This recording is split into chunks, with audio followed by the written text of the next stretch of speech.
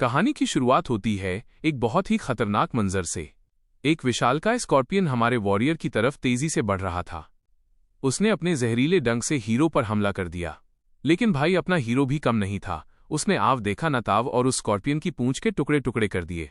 वो दौड़ते हुए उस स्कॉर्पियन की बॉडी पर चढ़ा और एक जोरदार वार किया जिससे स्कॉर्पियन के परखच्चे उड़ गए। सिस्टम ने तुरंत बताया कि हीरो ने बॉस हसाशी को हरा दिया है। वॉरियर जमीन पर लैंड करता है और बड़े ही एटीट्यूड में कहता है कि यार ये लड़ाई तो बहुत ही बोरिंग थी। हीरो कहता है कि अरीना दुनिया का सबसे बेहतरीन वर्चुअल MMORPG गेम है, लेकिन वो वहां सभी इंडिकेटर्स में पहले नंबर पर था। वो सबसे तगड़ा प्लेयर था जिसका रिकॉर्ड कोई तोड़ नहीं सकता था। हीरो ने एक गहरी सांस ली और खुद से पूछा कि क्या उसे अब रुक जाना चाहिए और अपनी आम जिंदगी पर ध्यान देना चाहिए। और बस उसी दिन उसने ठान लिया कि वो गेम छोड़ देगा। अब सीन कट होता है और हम देखते हैं क्वान योनिन को, जो टेबल पर झुकते हुए हैरानी से पूछता है कि क्या सच में हीरो ने अपना अरीना अकाउंट डिलीट कर दिया। कंगहान मजे से कॉफी का कप उठाता है और पूछता है कि भाई तू इतना हैरान क्यों है? अब मैं जिंदगी भर गेम तो नहीं खेल सकता ना, अब हकीकत में जीने का वक्त आ गया है। योनिन चिल्लाने लगता है कि हैरानी कैसे ना हो जब दुनिया का बेस्ट प्लेयर खेल छोड़ने का फैसला ले ले। वो कहता है कि अगर तुमने अपनी इन्वेंट्री बेची होती तो तुम मिलियंस कमा लेते। कंगहान मुड़ता है और टशन में कहता है कि उसने ऐसा इसलिए किया ताकि बाद में उसे पछतावा ना हो, क्योंकि वो मजे के लिए खेलता था, पैसों के लिए नहीं। दोस्त पूछता है कि अब आगे का क्या प्लान है। कंगन हाथ हिलाते हुए कहता है कि वो आर्मी में जाएगा और फिर अपने पापा का बिजनेस संभालेगा। दोस्त चिढ़कर उसे अमीर बाप की बिगड़ी औलाद कहता है, लेकिन हीरो बिना पीछे देखे वहां से चला जाता है। लेकिन दोस्तों, जिंदगी खुद एक बड़ा खेल है। कौन जानता था कि वक्त ऐसा पलटेगा। 2 साल बाद हम देखते हैं कि एक शराबी आदमी हीरो से रेड वंस मांग रहा है। कंगहान मुस्कुराता है और एक पैकेट दिखाता है। वो आदमी भड़क जाता है और कहता है कि हीरो को काम करना नहीं आता। वो काउंटर की तरफ इशारा करता है। हीरो मुस्कुराता है और उस शराबी की नौटंकी देख रहा होता है। वो मन ही मन सोचता है कि काश ये शराबी की जगह कोई गॉब्लिन होता तो मैं अभी इसका काम तमाम कर देता। कंगन अब एक थकी हुई मुस्कान के साथ 8901 प्रति घंटे की दिहाड़ी पर एक कन्वीनियंस स्टोर में काम कर रहा था। सोचो, जो लड़का चांदी का चम्मच लेकर पैदा हुआ था और जिसे बिना किसी चिंता के जीना था, आज वो यहाँ है। उसे नहीं पता था कि ऐसा होगा। जब वो आर्मी से वापस आया तो पता चला कि उसके पापा की कंपनी बैंकरप्ट हो गई है। उसके पापा जो घर का सहारा थे वो अस्पताल में हैं और पूरा परिवार लगभग बर्बाद हो चुका है। अब उसे घर का मुखिया बनना था और आज रात के खाने के लिए उसके पास सिर्फ स्टोर का रामेन बचा था। जब आपको पापा के अस्पताल के बिल भरने हो और 3 लोगों का पेट भरना हो तो आप ज्यादा नखरे नहीं कर सकते। कंगहान अपने फोन को देखता है और सोचता है कि वो कब तक ऐसे ही टिका रहेगा। उसने योनिन की चैट खोली। उसके दोस्त ने कहा कि मुझे पता है तू मुश्किल दौर से गुजर रहा है, और भाई दोस्त किस लिए होते हैं अगर बुरे वक्त में काम ना आए। कंगहान थोड़ा टेंस हो गया और उसने थैंक यू कहा। उसने सोचा कि परिवार पर मुसीबत आने के बाद उसने सबसे पहले यही किया था कि वो गायब हो गया। उसने किसी से संपर्क नहीं किया क्योंकि उसे लगा कि इससे हालात और बिगड़ेंगे। वो अपने दोस्त के मैसेजेस देखता है। योनिन पूछता है कि क्या वो अरीना में वापस आना चाहता है। कंगहान चौंक जाता है। वो लड़का बताता है कि अब अरीना में बहुत मोटा पैसा कमाया जा सकता है, क्योंकि अगर आप एक रैंकर हैं तो आप ब्रॉडकास्ट करके या प्रोफेशनल मैचेस में हिस्सा लेकर नोट छाप सकते हैं। उसके स्किल्स के साथ ये बाएं हाथ का खेल होगा। उसने याद दिलाया कि हीरो टॉप लिस्ट में पहले नंबर पर था। हीरो को अपना कैरेक्टर याद आया और उसने अरीना के बारे में सोचा। उसने खुद से कहा कि अगर वो पहले जैसा लेवल हासिल कर ले तो क्या वो पैसे कमा पाएगा। उसने अपनी नाक रगड़ी और सोचा कि चलो एक बार कोशिश करते हैं। वो मार्केट पहुंचा और गेम कैप्सूल के पास गया, लेकिन वहां जाकर उसे लगा कि ये तो बेकार है। उसने कैप्सूल देखा और बोला कि पहले तो उसने बिना सोचे समझे इसे खरीद लिया था, पर किसे पता था कि ये डब्बा इतना महंगा होगा। इसकी कीमत उसकी 3 महीने की सैलरी के बराबर थी। उसने अपना वॉलेट खोला और खुद को कोसने लगा कि उसने अकाउंट क्यों डिलीट किया, वरना आज पैसे बच जाते। वो मुड़ा तो देखा कि उसके पीछे एक कपल खड़ा था। लड़का बड़े ही ढीठ अंदाज में पूछता है कि क्या सच में ये कंगन है। हीरो मुड़ता है और पूछता है कि तुम कौन हो। लड़का कहता है हमेक। वो मुस्कुराया। हीरो को याद आया कि ये उसके पापा के एक दोस्त का बेटा है। हमेक ने ताना मारा कि इतने प्रभावशाली आदमी का बेटा उसे याद भी नहीं रखता। कंगहान उसे कंफ्यूज्ड होकर देखता है, लेकिन लड़का कहता है कि वो मजाक कर रहा था। हीरो उस कपल के पास से गुजरते हुए कहता है कि वो बस शॉपिंग करने आया था। हमेक हंसते हुए पूछता है कि मॉल के अलावा और कहाँ चीजें खरीदोगे।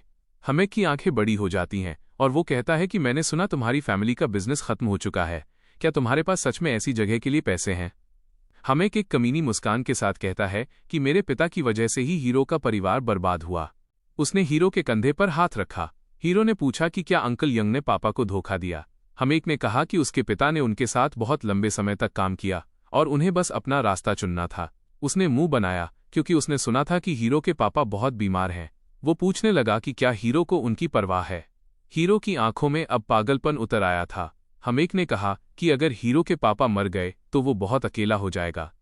बस फिर क्या था, कंगन ने आव देखा न ताव और उस लड़के के मुंह पर एक जोरदार घूंसा जड़ दिया। लड़की डर के मारे पीछे हट गई। गार्ड्स ने आकर हीरो को पकड़ लिया। वो उसे रुकने और शांत होने के लिए कह रहे थे, जबकि हीरो अपने पिता की बीमारी और बर्बाद बिजनेस के बारे में चिल्ला रहा था। लड़की उस जमीन पर पड़े लड़के को गले लगा रही थी। हीरो चिल्लाया कि ये सब उसकी वजह से हुआ है। लड़की ने हीरो को पुलिस स्टेशन ले जाने के लिए कहा। कंगन आगे लपका और चिल्लाया कि वो हमेक को जान से मार देगा। कुछ समय बाद पुलिस स्टेशन में हीरो बारिश में खड़ा था। वो उदासी से खालीपन में देख रहा था। उसने पैसे के बारे में सोचा और खुद से पूछा कि आखिर पैसे के साथ ये क्या पंगा है जिसने सब कुछ बदल दिया। हमारा हीरो कॉन्ग एक भारी मन के साथ आगे बढ़ रहा था। उसका दिमाग बस उसी एक ख्याल में अटका हुआ था कि कैसे उस कमीने हमेक ने उसकी हंसती खेलती फैमिली को बर्बाद कर दिया, और ऊपर से वो बेशर्म अभी भी इस बात का ढिंढोरा पीट रहा है। कांग का खून खौल रहा था। उसने कसम खा ली थी कि वो हमेक से अपने एक एक आंसू का हिसाब लेगा। वो बदला लेने के बारे में सोच ही रहा था कि उसकी आंखों से आंसू छलक पड़े। वो खुद से सवाल पूछने लगा कि आखिर वो बिना किसी पावर के ये सब करेगा कैसे। वो तो पूरी तरह लाचार है। तभी उसकी कानों में एक आवाज गूंजी, क्या सच में एक प्लेयर ने 500 मिलियन वॉन का कॉन्ट्रैक्ट साइन किया है? कांग ने झटके से उस आवाज की तरफ देखा। सामने एक बड़ी सी स्क्रीन पर न्यूज चल रही थी। होस्ट चिल्ला चिल्लाकर बता रही थी कि अरीना की स्ट्रीमिंग रेवेन्यू ने 1 बिलियन का आंकड़ा पार कर लिया है। भाई साहब, ये कोई छोटी मोटी रकम नहीं थी। होस्ट बता रही थी कि कैसे अरीना का असर अब देश की इकोनॉमी पर भी पड़ रहा है और हजारों जॉब सिर्फ इस एक गेम की वजह से पैदा हो रही हैं। कांग उस स्क्रीन को ऐसे घूर रहा था जैसे उसे आज कोई खजाना मिल गया हो। उसे समझ आ गया था कि इस दुनिया में अगर पावर चाहिए तो पैसा ही भगवान है। उसने तुरंत अपनी जेब से फोन निकाला। इस वक्त न उसे कोई शर्म महसूस हो रही थी और न ही कोई अहंकार। उसका शरीर बस अपने आप काम कर रहा था। उसने एक नंबर डायल किया। दूसरी तरफ उसका पुराना दोस्त योनिन था। योनिन ने हैरानी से कहा कि भाई, तूने तो कितने दिनों से कोई खबर ही नहीं ली। आखिर तूने इतने दिन कॉल क्यों नहीं किया? योनिन की आवाज में चिंता साफ थी। हमारे हीरो ने अपनी हिचकिचाहट को साइड में रखा और योनिन से माफी मांगते हुए सीधे मदद की गुहार लगा दी। उसकी आंखों में अब लाचारी नहीं बल्कि एक जुनूनी गुस्सा था। उसने ठान लिया था कि वो अरीना में वापसी करेगा और ऐसी वापसी करेगा कि दुनिया देखती रह जाएगी। उधर गेम की कंपनी के ऑफिस में तो जैसे भूचाल आ गया था। एक एम्प्लॉई ने भागते हुए मैनेजर को खबर दी कि माइगेट वापस आ गया है। ये सुनते ही सब एक दूसरे का मुंह ताकने लगे। एक मोटे से आदमी ने कहा कि किसी ने मिगेट की इन्फॉर्मेशन यूज करके कैरेक्टर बनाया है। उसे यकीन ही नहीं हो रहा था कि वो लेजेंडरी प्लेयर वापस आ सकता है। लीडर तो सदमे में था। उसने पूछा, क्या वो सच में वापस आ गया? लेकिन फिर उसने चिल्लाते हुए कहा, मुझे कोई फर्क नहीं पड़ता, सब अपने काम पर वापस जाओ। लेकिन वहां बैठी एक लड़की को चैन कहां? उसने अपना हेडफोन ठीक किया और सिस्टम में चेक किया कि आखिर ये कैरेक्टर कर क्या रहा है। स्क्रीन पर जो दिखा उसने उसके होश उड़ा दिए। ट्रेनिंग एनपीसी एल भी सन्न रह गई थी। उसने कांपते हुए कहा कि इस प्लेयर का निकनेम कैनन है और ये अभी मोना टेस्ट दे रहा है। और भाई साहब, रिजल्ट्स देखकर तो उनकी आंखें फटी की फटी रह गईं। एल ने बताया कि मोना टेस्ट में इसका स्कोर अब तक का सबसे हाईएस्ट है। हमारा हीरो कांग पसीने में लथपथ था, लेकिन उसकी भूख अभी शांत नहीं हुई थी। उसने एल को देखा और तुरंत अगली टेस्ट की मांग कर दी। उसे पता था कि अगर कोई चीज उसकी किस्मत बदल सकती है तो वो यही अरीना है। वो वापस आएगा और फिर से बेस्ट बन के दिखाएगा। अगले ही पल हम देखते हैं कि कैंग और उसका जिगरी यार योनिन एक गेम कैप्सूल के सामने खड़े थे। योनिन ने दिलदारी दिखाते हुए कहा कि भाई, तू इसे जितना मर्जी चाहे यूज कर। कांग को थोड़ा बुरा लग रहा था। उसने कहा कि वो पक्का इसे वापस लौटा देगा। इस पर योनिन ने उसे कोहनी मारते हुए हंसकर कहा, अबे साले, इतने टाइम बाद मिला है और ऐसी बातें कर रहा है। अगर फिर से उधारी की बात की तो जान से मार दूंगा। इसे कहते हैं असली देसी दोस्ती। अब बारी थी असली एक्शन की। कैंग ने गेम के अंदर सॉर्ड उठाई और हवा में लहराई। उसके पीछे खड़ी एनपीसी एल तो बस उसे देखती ही रह गई। कांग ने कहा, चलो शुरू करते हैं। एनपीसी बेचारी डरते डरते बोली, जैसा आपने कहा, हम 10th डिफिकल्टी लेवल शुरू कर रहे हैं। भाई ने आते ही सीधा लेवल 10? इसे कहते हैं ओवर कॉन्फिडेंस नहीं, प्योर टैलेंट। अंधेरे में एक डार्क एल्फ उसे घूर रहा था। कांग के माथे पर पसीने की एक बूंद गिरी। उसने खुद को याद दिलाया कि ये लेवल 10 है, मजाक नहीं। डार्क एल्फ हमले के लिए तैयार था। कैंग हा ने एक गहरी सांस ली, उसे बस कॉन्सेंट्रेट करना था। एल्फ बिजली की रफ्तार से उसकी तरफ दौड़ा। एनपीसी चिल्लाई कि संभल कर। एल्फ के चेहरे पर एक शैतानी मुस्कान थी। उसने सोचा कि इस छोटे से इंसान ने अपनी मौत के इंतजार में आंखें बंद कर ली हैं। लेकिन तभी गेम पलट गया। कैंग हा पलक झपकते ही एल्फ के पीछे प्रकट हुआ और बोला, मुझे ऐसा नहीं लगता दोस्त। आल की तो बोलती बंद हो गई जब उसने देखा कि एक लेवल 1 यूजर ने लेवल 10 मॉन्स्टर के अटैक को कितनी आसानी से पैरी कर दिया। कांग हा की तलवार से धुआं निकल रहा था। उसने सोचा भी नहीं था कि उन दोनों के लेवल में कितना फर्क है। उसने बस अपनी स्किल पर भरोसा किया। यही वो वजह थी कि वो पहले भी मैप पर फर्स्ट प्लेस पर राज करता था। अब वहां तगड़ी फाइट शुरू हो गई। डार्क एल्फ भी हैरान था। वो शौक में इधर उधर डॉज कर रहा था और कांग हैन को गालियां दे रहा था कि तुझ जैसा मामूली इंसान इतना तेज और ताकतवर कैसे हो सकता है। एल्फ को समझ ही नहीं आ रहा था कि इस बंदे के अटैक्स में इतना दम कहां से आ रहा है।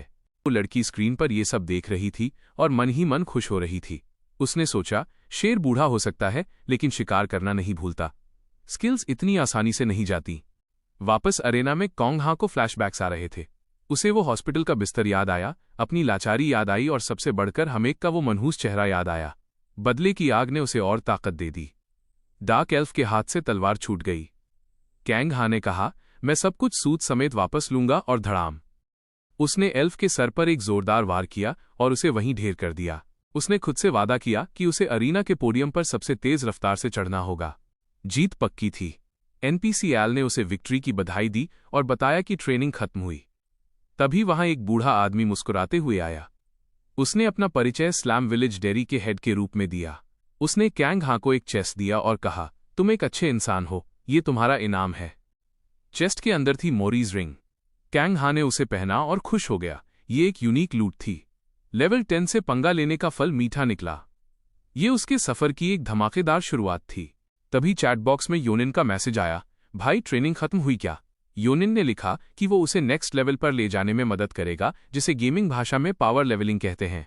उसने कहा, जल्दी गेट पर आ जा, एक टॉप प्लेयर की मदद मिलने का चांस बार बार नहीं मिलता। लेकिन कांग हा का दिमाग कुछ और ही खुराफात सोच रहा था। उसने लिखा, रुक, मुझे एक आइटम बनाना है, तू बस वहीं खड़ा रह। योनिन बेचारा कंफ्यूज हो गया कि साला ये गेम के शुरू में ही कौन से राज खोल रहा है। कैंग हान गेट पर पहुंचा और उसने योनिन को मैसेज किया, भाई 50 गोल्ड उधार दे दे। असल में कैंग हान को याद था कि पुराने समय में अरीना के बेस्ट यूजर्स के पास एक खास चीज होती थी, माइनस एक्सपीरियंस पोशन। ये एक ऐसा पॉपुलर आइटम था जो 4 घंटे के लिए मिलने वाले एक्सपीरियंस को 20% बढ़ा देता था। और हमारा हीरो जानता था कि अगर रेस जीतनी है तो गाड़ी में नाइट्रो तो लगाना ही पड़ेगा। वो अकेला ऐसा खिलाड़ी है जो एक्सपीरियंस पोशन बनाने की रेसिपी जानता है। हायन वू मन ही मन हिसाब लगा रहा होता है कि अगर उसने ये पोशन बनाकर ऑक्शन में डाल दिया तो भाई साहब पैसों की बारिश हो जाएगी, कीमतें आसमान छू लेंगी। लेकिन जैसे ही उसने अपनी आइटम लिस्ट चेक की, उसके अरमानों पर थोड़ा पानी फिर गया, क्योंकि इसे बनाने के लिए जो मटेरियल्स चाहिए वो तो उसके पास है ही नहीं। उसने सोचा कि ये ऐसे काम नहीं करेगा, मुझे इन कीमती सामानों को खोजने के लिए डंजन में जाना ही पड़ेगा। लेकिन दोस्तों, मुसीबत बताकर थोड़ी आती है। जैसे ही हायन वू आगे बढ़ा, उसका दिमाग खराब करने के लिए एक नमूना वहां पहले से खड़ा था। एक भारी भरकम तलवार अपने कंधे पर रखे हुए जान वू नाम के एक खिलाड़ी ने उसका रास्ता रोक लिया। उस अहंकारी ने वहां ब्लैक स्कल गिल्ड टेरिटरी का एक बोर्ड लगा रखा था। वो बड़े रौब से बोला कि ये डंजन अब ब्लैक स्कल गिल्ड की जागीर है और यहां तुम जैसे बेवकूफ न्यूबी के लिए कोई जगह नहीं है। हियन वू गुस्से में अपने दांत पीसने लगा। उसकी हालत खराब थी, क्योंकि यही वो इकलौती जगह थी जहां से उसे अपना आखिरी इंग्रेडिएंट मिल सकता था। उसने सोचा कि आखिर ये आदमी है कौन जो बीच रास्ते में दीवार बनकर खड़ा है। हायन वू ने अपनी इज्जत को एक तरफ रखकर बड़े प्यार से धीरे से उसे समझाया कि देखो भाई, जब तक मैं शरीफ बना हुआ हूं, मेरे रास्ते से हट जाओ। लेकिन कहते हैं न कि लातों के भूत बातों से नहीं मानते। उस गुंडे को अपनी औकात का अंदाजा नहीं था। वो गुर्राते हुए बोला कि ए न्यूबी, आज मेरा मूड अच्छा है इसलिए तुझे जाने दे रहा हूं, अपना मुंह बंद रख और यहां से रफू चक्कर हो जा। अब हायन वू के सब्र का बांध टूट चुका था। उसने आव देखा न ताव जुंग हंग वू को धक्का देकर साइड में किया और चिल्लाया कि मेरे रास्ते से हट जा, मुझे बहुत जल्दी है। उस आदमी की तो जैसे ईगो पर चोट लग गई। उसने तुरंत अपनी विशाल तलवार घुमाई और हायन वू पर हमला कर दिया। वो फिर से अपनी वही रट लगाने लगा कि ये न्यूबी, तुझे सुनाई नहीं दिया क्या? दफा हो जा यहां से। हायन वू का शरीर गुस्से से कांपने लगा। उसने धीरे से अपना सिर घुमाया और बुदबुदाया, न्यूबी, और अगले ही पल उसने एक ऐसा कारनामा कर दिखाया जिससे सामने वाले के होश उड़ गए। हियन वू ने नंगी तलवार की धार को अपने नंगे हाथों से पकड़ लिया। उसकी आंखों में खून उतर आया था। उसने साफ लफ्जों में कहा कि मेरी पूरी जिंदगी इस खेल पर टिकी है और मैं अपना एक भी सेकंड बर्बाद नहीं करना चाहता। हायन वू की आंखों में अब एक खूंखार कातिल जैसी चमक थी। वो पलटा और उसने उस गुंडे को सीधा चैलेंज कर दिया।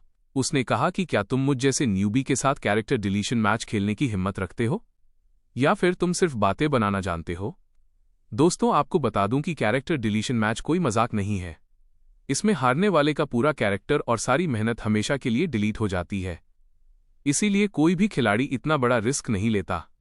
लेकिन जॉन डब्ल्यू को तो अपने लेवल का इतना घमंड था कि ये सुनते ही वो आग बबूला हो गया। उसने दांत पीसते हुए कहा कि मुझे मंजूर है, बहुत जल्द तू अपना कैरेक्टर रिसेट करता हुआ नजर आएगा, न्यूबी। हायन वू ने मन ही मन सोचा कि अब से ये कैरेक्टर डिलीशन मैच का खेल पूरी तरह बदलने वाला है। तभी सिस्टम ने घोषणा कर दी कि प्लेयर कांग हाइमू ने एक द्वंद्व का प्रस्ताव रखा है। नियम साफ है, जो जीतेगा वो सब कुछ ले जाएगा और जो हारेगा उसका कैरेक्टर डिलीट हो जाएगा। क्या आप इसे स्वीकार करते हैं? जॉन व्यू ने बिना एक पल गंवाए तुरंत स्वीकार कर लिया। सिस्टम ने रिकॉर्ड किया कि प्लेयर पार्क जॉन वू ने चुनौती मान ली है और मैच अब शुरू होने वाला है। उसने जोर से चेतावनी दी कि अब पीछे हटने का कोई रास्ता नहीं है। उल्टी गिनती शुरू हो गई। 5, 4। हायन वू ने अपना हाथ ऊपर उठाया और अपनी तलवार को समन करते हुए ऐलान किया कि मैं 5 मिनट में तेरा काम तमाम कर दूंगा। तुम अभी से अपने कैरेक्टर को अलविदा कहना शुरू कर सकते हो। ये सुनकर जुंगवू का गुस्सा 7वें आसमान पर पहुंच गया। वो चिल्लाया कि क्या बकवास कर रहा है? अपना ये बकवास मुंह बंद रख। सिस्टम की गिनती जारी थी। 3, 2। हियन वू ने उसे चिढ़ाना जारी रखा और कहा कि घबराना मत, क्योंकि तुम्हें मुझसे लड़ने का दूसरा मौका कभी नहीं मिलेगा। इसे एक सबक समझना। और तभी गूंजी आखिरी आवाज 1। सिस्टम ने ऐलान किया कि मैच शुरू हो चुका है।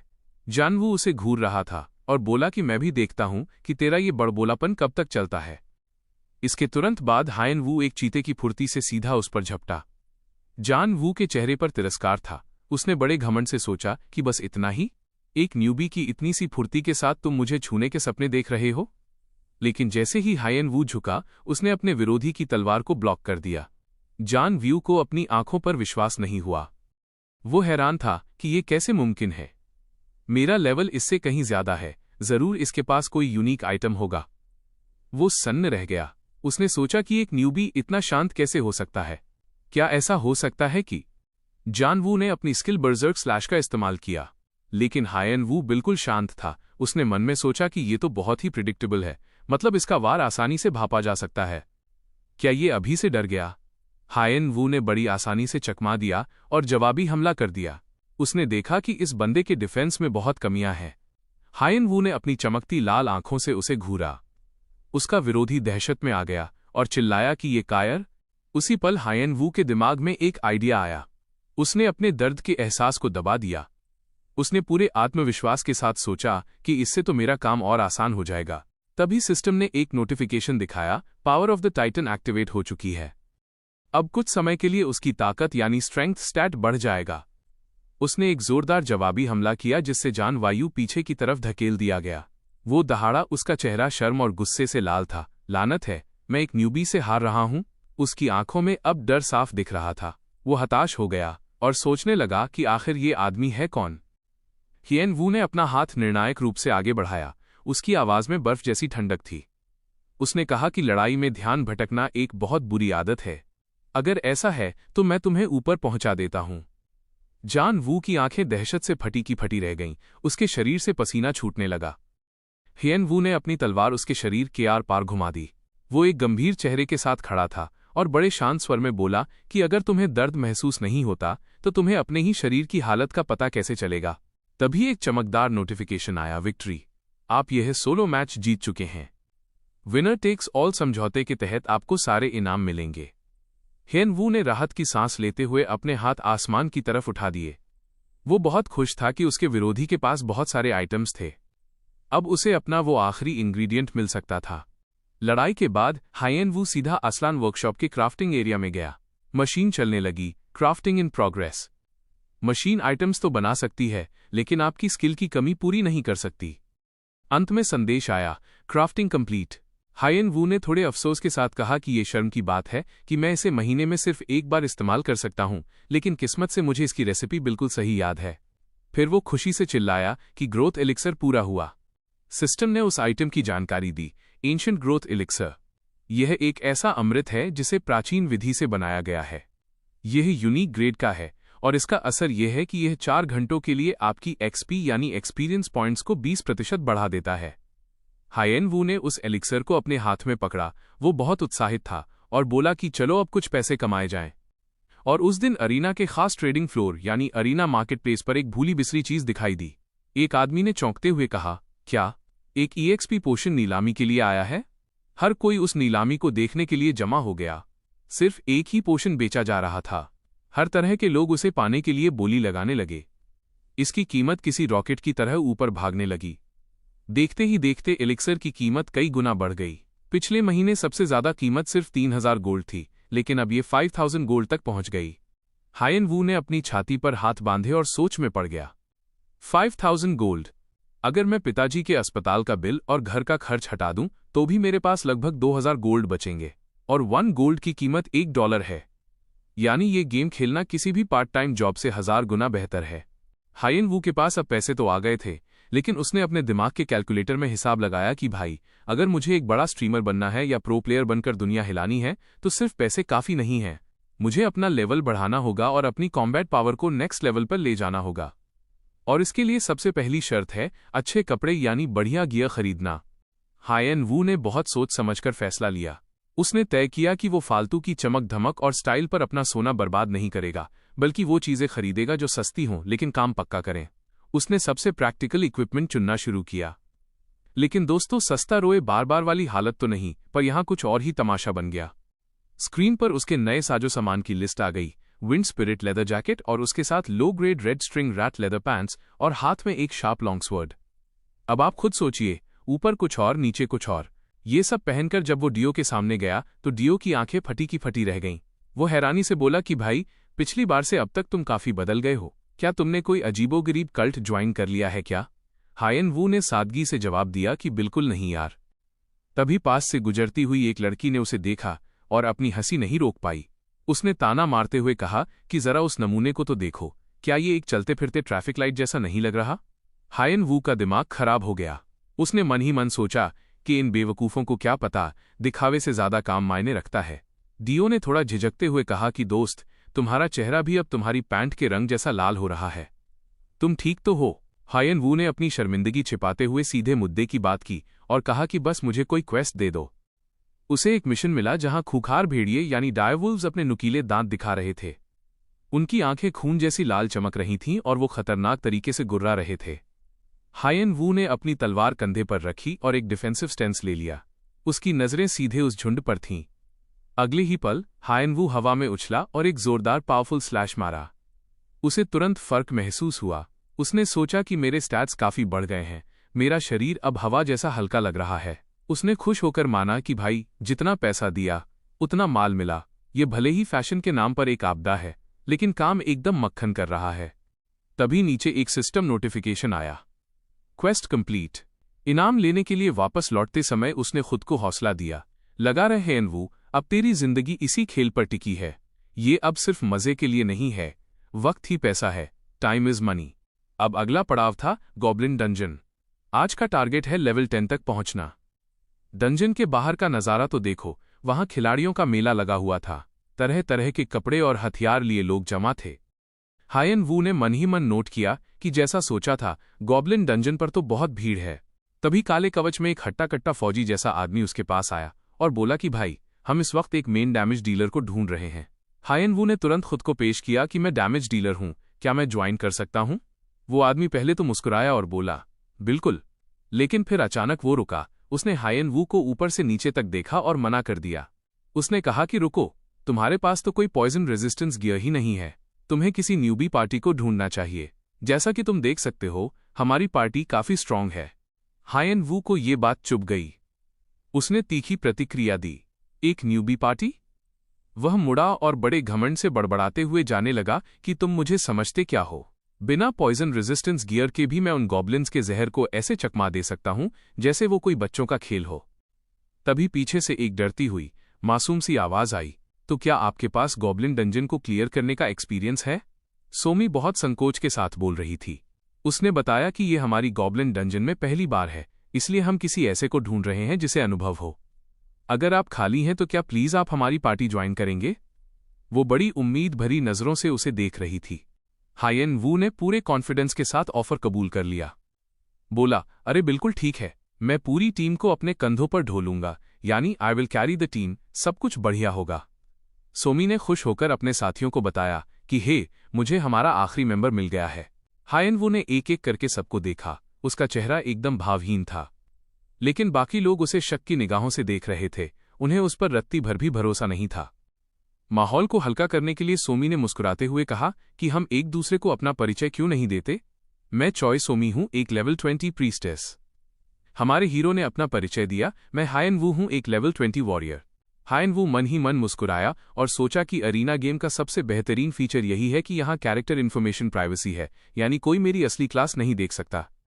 सोमी की पार्टी के बाकी 3 सदस्यों ने भी अपना परिचय दिया। पहला लड़का था चो जिंगू, लेवल 20 वॉरियर। फिर एक आर्चर था, लेवल 22 आर्चर पाक चीमिन, और आखिरी लड़की बोली, मैं जिया हूं, एक लेवल 23 मेज। जिंगू ने उसे शक की नजर से देखा और बोला कि लेकिन तुम्हारे पास कोई पॉइजन रेजिस्टेंस गियर नहीं है, क्या तुम ठीक रहोगे? हियन वू ने साफ लफ्जों में जवाब दिया कि मुझे अपनी स्किल्स पर पूरा भरोसा है। सोमी ने बीच में टोकते हुए कहा कि जिंगू, तुम एक नए मेंबर के साथ इतने रूखे क्यों हो? क्या तुम्हें मुझ पर भरोसा नहीं है? जिंगू ने सपाट जवाब दिया कि नहीं, मुझे नहीं है।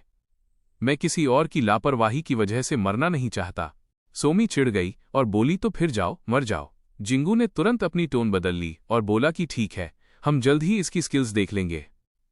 चलिए अंदर चलते हैं। गुफा के अंदर 2 गॉब्लिन्स अपनी ग्रे स्किन, चमकती लाल आंखें और नुकीले दांत लिए खतरनाक तरीके से गुर्रा रहे थे। वो तैयार बैठे थे कि जैसे ही कोई दिखे उस पर झपट पड़ें। जिंगू ने अपने साथियों को चेतावनी दी कि तैयार हो जाओ, हम पहली बार ये डंजन क्लियर कर रहे हैं। तभी एक गॉब्लिन ने एक लंबे पाइप में जोर से फूंक मारी और उसमें पॉइजन टिप डार्ट निकला। जिंगू ने जोर से चिल्लाया, टैंक। ची मिन ने अपना धनुष खींचा और चिल्लाया, डबल शॉट। जिया भी पीछे नहीं रही, उसने अपना हमला बोल दिया, मैजिक एरो। हायन वू चुपचाप खड़ा सब देख रहा था। उसने सोचा कि ये लोग भले ही डरे हुए लग रहे हों, लेकिन इस टीम की केमिस्ट्री बहुत शानदार है। वो थोड़ा कंफ्यूज भी हुआ कि जब ये इतने अच्छे हैं तो इन्हें मुझे भर्ती करने की क्या जरूरत थी। खैर, जब तक मेरा लेवल बढ़ रहा है मुझे क्या परवाह। देखते ही देखते दुश्मन हार गए और जमीन पर बेजान होकर गिर पड़े। उनका शरीर नीले क्यूब्स में बदलकर गायब होने लगा। जिंगू ने राहत की सांस ली, उसका चेहरा पसीने से भीगा हुआ था। उसने पूछा कि हमें अंदर आए हुए 1 घंटा हो गया है ना? जिया ने हियनवू की तरफ तारीफ भरी नजरों से देखा और बोली, हियनवू, तुम तो काफी अच्छे हो। ची मिन ने भी सहमति में सिर हिलाया और कहा, हाँ यार, तुम्हारी तलवार बहुत तेज चलती है। क्या तुम कोई अमेजिंग गियर इस्तेमाल कर रहे हो? हियनवू ने कड़े शब्दों में कहा, मैंने कहा था ना, ये मेरी स्किल है। थककर सोमी वहीं बैठ गई और बोली, जिंगू, चलो थोड़ा ब्रेक ले लेते हैं। जिंगू ने जवाब दिया, ठीक है, सब लोग आराम करो और रिकवर हो जाओ, हमें जल्द ही हॉबगॉब्लिन्स का सामना करना है।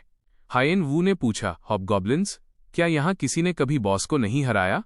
जिंगू ने सोचते हुए जवाब दिया, सिर्फ मैंने। वो एक तरफ खड़ा होकर चुपचाप सोचने लगा।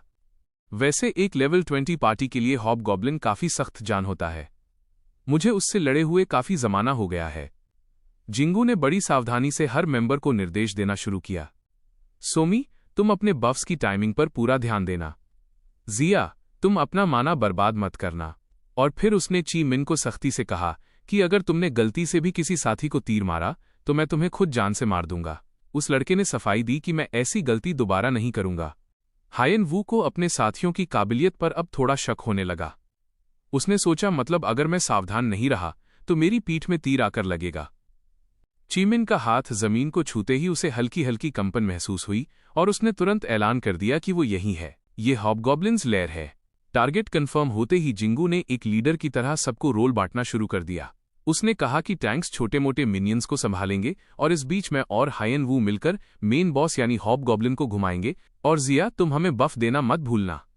जिया ने भी फौजी अंदाज में कहा, रोजर दैट, समझ गई। जिंगू ने अपने हाथ में भारी भरकम मेस कसकर पकड़ा। उसकी आंखों में एक अलग ही आग थी, मानो कह रहा हो कि आज तो आर पार की लड़ाई होगी। उसने दहाड़ते हुए कहा कि ठीक है, अब इस फाइनल बॉस को निपटाने का समय आ गया है। तभी सिस्टम का एक नोटिफिकेशन आया, आपको प्रीस्टेसेस ब्लेसिंग मिल गई है। आपकी स्ट्रेंथ और एजिलिटी बढ़ गई है। शरीर में अचानक आई इस ताकत को महसूस करके हायन वू भी तैयार हो गया। उधर हॉबगॉब्लिन ने एक कान फाड़ देने वाली चीख मारी और अपने चेलों को हमला करने का हुक्म दे दिया। हायन वू और जिंगू की जुगलबंदी देखने लायक थी। वो एक दूसरे को सपोर्ट करते हुए दुश्मनों की लहरों का सामना कर रहे थे। लेकिन तभी लड़ाई के बीचों बीच हायन वू के कानों में कुछ अजीब सी बुदबुदाने की आवाज आई। उसने देखा कि हॉबगॉब्लिन कोई जादुई मंत्र पढ़ रहा है। उसका हाथ बैंगनी रंग में चमकने लगा और वहां डार्क एनर्जी जमा होने लगी। मामला बिगड़ता देख हायन वू चिल्लाया, जिंगू हट जाओ। जिंगू ने तुरंत अपनी ढाल ऊपर उठाई, लेकिन उस हमले का फोर्स इतना जबरदस्त था कि वो पीछे की तरफ घिसटता चला गया। सोमी चिंता में चिल्लाई, अप्पा और चीमिन भी घबरा गया। हायन वू का दिमाग खतरे की घंटी बजा रहा था। उसने मन ही मन सोचा कि अरे यार, ये तो भारी गड़बड़ हो गई। ये कोई मामूली जानवर नहीं है, बल्कि एक म्यूटेटेड हॉबगॉब्लिन है जो जादू का इस्तेमाल कर सकता है। अगर इसने एक और डार्क ऑर्ब मारा तो हम सबका खेल खत्म समझो। मुझे इसके दोबारा हमला करने से पहले ही इसे खत्म करना होगा। हायन वू ने अपने साथियों से मदद मांगी। उसने जोर से आवाज लगाई कि टैंक्स, मुझे सपोर्ट करो। अरे तुम दोनों वहां खड़े खड़े क्या तमाशा देख रहे हो? अभी हमला करो। वो दोनों हकलाते हुए बोले। हाँ। हायन वू ने मन ही मन उन्हें गालियां दी। ये बेवकूफ वहां मूर्तियों की तरह क्यों खड़े हैं? अभी थोड़ी देर पहले वाली वो शानदार टीम केमिस्ट्री कहाँ हवा हो गई? हॉबगॉब्लिन ने अपना बड़ा सा मुंह खोला और अपना वो शैतानी मंत्र जारी रखा। उसकी आंखों में दहशत थी, क्योंकि वो एक और डार्क ऑर्ब भी कास्ट कर रहा था। तभी हायन वू को पीछे से खतरे का एहसास हुआ। उसने मुड़कर देखा तो एक तीर उसकी तलवार को छूता हुआ निकल गया। बाल बाल बचा हमारा हीरो। वो तीर सीधा जाकर उस राक्षस की दाहिनी आंख में लगा, जिससे वो दर्द से बिलबिला उठा। हायन वू का गुस्सा 7वें आसमान पर था। उसने सोचा कि ऐन मौके पर इतनी बड़ी गलती। ची मिन ने बड़ी बेशर्मी से हंसते हुए कहा, सॉरी यार। हायन वू का मन तो किया कि उसे वहीं पीट दे। उसने सोचा कि ये मुझे मारने की कोशिश कर रहा था या क्या, लेकिन अभी गुस्सा करने का वक्त नहीं था। उसका पहला मकसद उस बॉस को गिराना था। उसने खुद को समझाया कि एक मामूली हॉबगॉब्लिन मुझे नहीं हरा सकता। हायन वू ने फिर से टैंक्स को हड़काया कि तुम लोग कर क्या रहे हो? हमला करो अभी। उसकी डांट सुनकर वो दोनों हड़बड़ा गए और तुरंत हुक्म माना।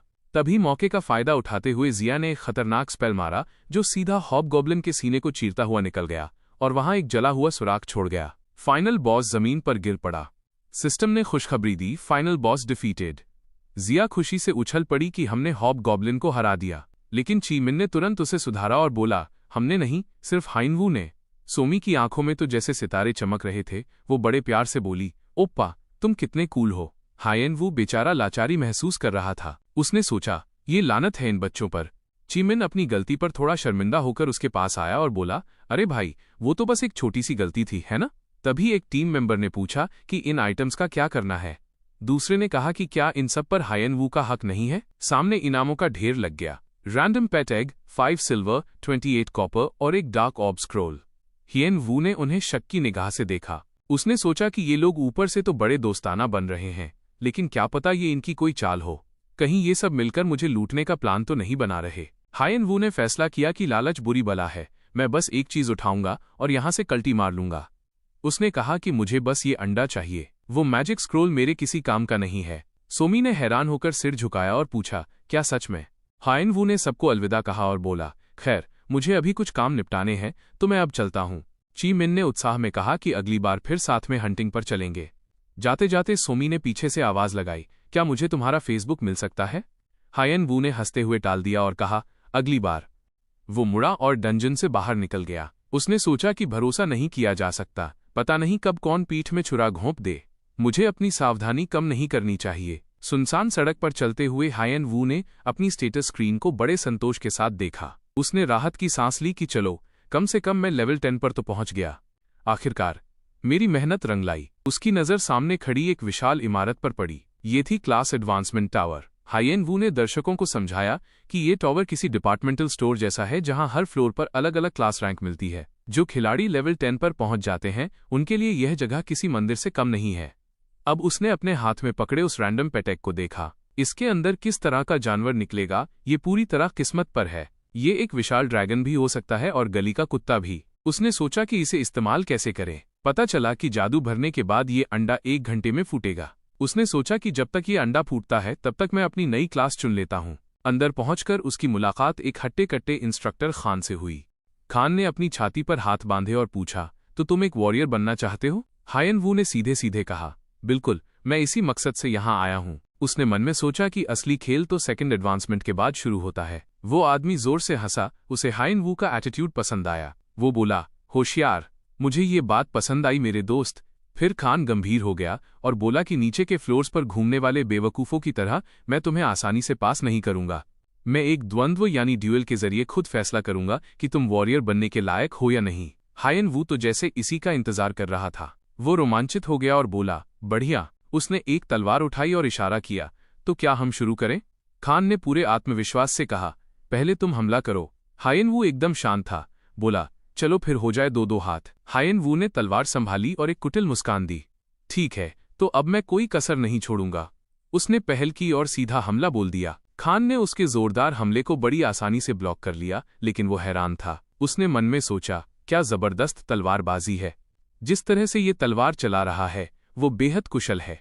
खान उसकी काबिलियत देखकर प्रभावित हो गया। यह बाकी एडवेंचरर्स से बिल्कुल अलग है। यह वॉरियर बनने के लिए 100% योग्य है। दोनों की तलवारें टकराईं और एक तेज आवाज के साथ चिंगारियां निकलीं। हवा में ऊर्जा की लहरें दौड़ गईं। वे दोनों एक दूसरे की आंखों में देख रहे थे। खान की तलवार से खूंखार किलिंग इंटेंट महसूस हो रहा था। खान ने सावधानी से सोचा कि ये सब तो ठीक है, लेकिन अभी भी ये बिना किसी ऑफिशियल क्लास का एक आम खिलाड़ी है। तभी अचानक खान ने अपनी स्किल इस्तेमाल की, माइंड वायलेंट स्ट्राइक। खान ने अपने दोनों हाथों से तलवार को ऊपर उठाया। वो एक आखिरी और जोरदार हमला करने की तैयारी कर रहा था। उसकी आंखों में एक अजीब सा विश्वास था, जैसे वो कह रहा हो कि तुम्हारे पास स्किल की कमी है, इसलिए मुझे हराना तो नामुमकिन है। लेकिन उसे क्या पता था कि सामने कौन खड़ा है। हायन वू ने पत्थर के फर्श पर अपने हाथ जमाए और बिजली की रफ्तार से अपने शरीर को हवा में उछाल दिया। उसका निशाना सीधा खान का वो हाथ था जिसने तलवार पकड़ी हुई थी। हायन वू ने अपनी गजब की स्पीड का इस्तेमाल करते हुए ऐसा काउंटर अटैक किया कि सामने वाले को पलक झपकाने का मौका तक नहीं मिला। खान की आंखें फटी की फटी रह गईं, वो सन्न रह गया। उसने मन ही मन सोचा कि इसने मेरे तलवार के वार को एक लात से रोक दिया। हायन वू के चेहरे पर एक शरारती मुस्कान थी। उसने बड़े स्टाइल से कहा कि मैं तो बस एक नई चाल आजमा रहा था, और भाई ये तो काफी सही काम कर गई। खान पूरी तरह से हक्का बक्का था। वो यही सोच रहा था कि वार से बचते हुए भी इसके पास जवाबी हमला सोचने का समय था। ये तो पारंपरिक स्वॉर्ड्समैनशिप को मानता ही नहीं है। इसका शरीर और इसकी सोच दोनों ही बहुत लचीले हैं। क्या इसी को नेचुरल टैलेंट कहते हैं? तभी खान ने घोषणा कर दी कि रुको, बस बहुत हुआ। तुम एक वॉरियर बनने के सारे मापदंड पूरे करते हो। हायन वू ने थोड़ा नाटक करते हुए कहा कि यार मजा किरकिरा कर दिया, मैं तो अभी बस वार्म अप ही कर रहा था। लेकिन खान ने पूरे सम्मान के साथ कहा कि तुम्हारी स्किल्स सच में जादुई हैं। मैं तुम्हें एक आधिकारिक वॉरियर के रूप में मान्यता देता हूं। और तभी वो जादुई आवाज आई जिसका हर गेमर को इंतजार होता है। System updated. आपने सफलतापूर्वक वॉरियर क्लास में उन्नति कर ली है। अटैक और स्टैमिना स्टैट्स में 10 की बढ़ोतरी हुई है।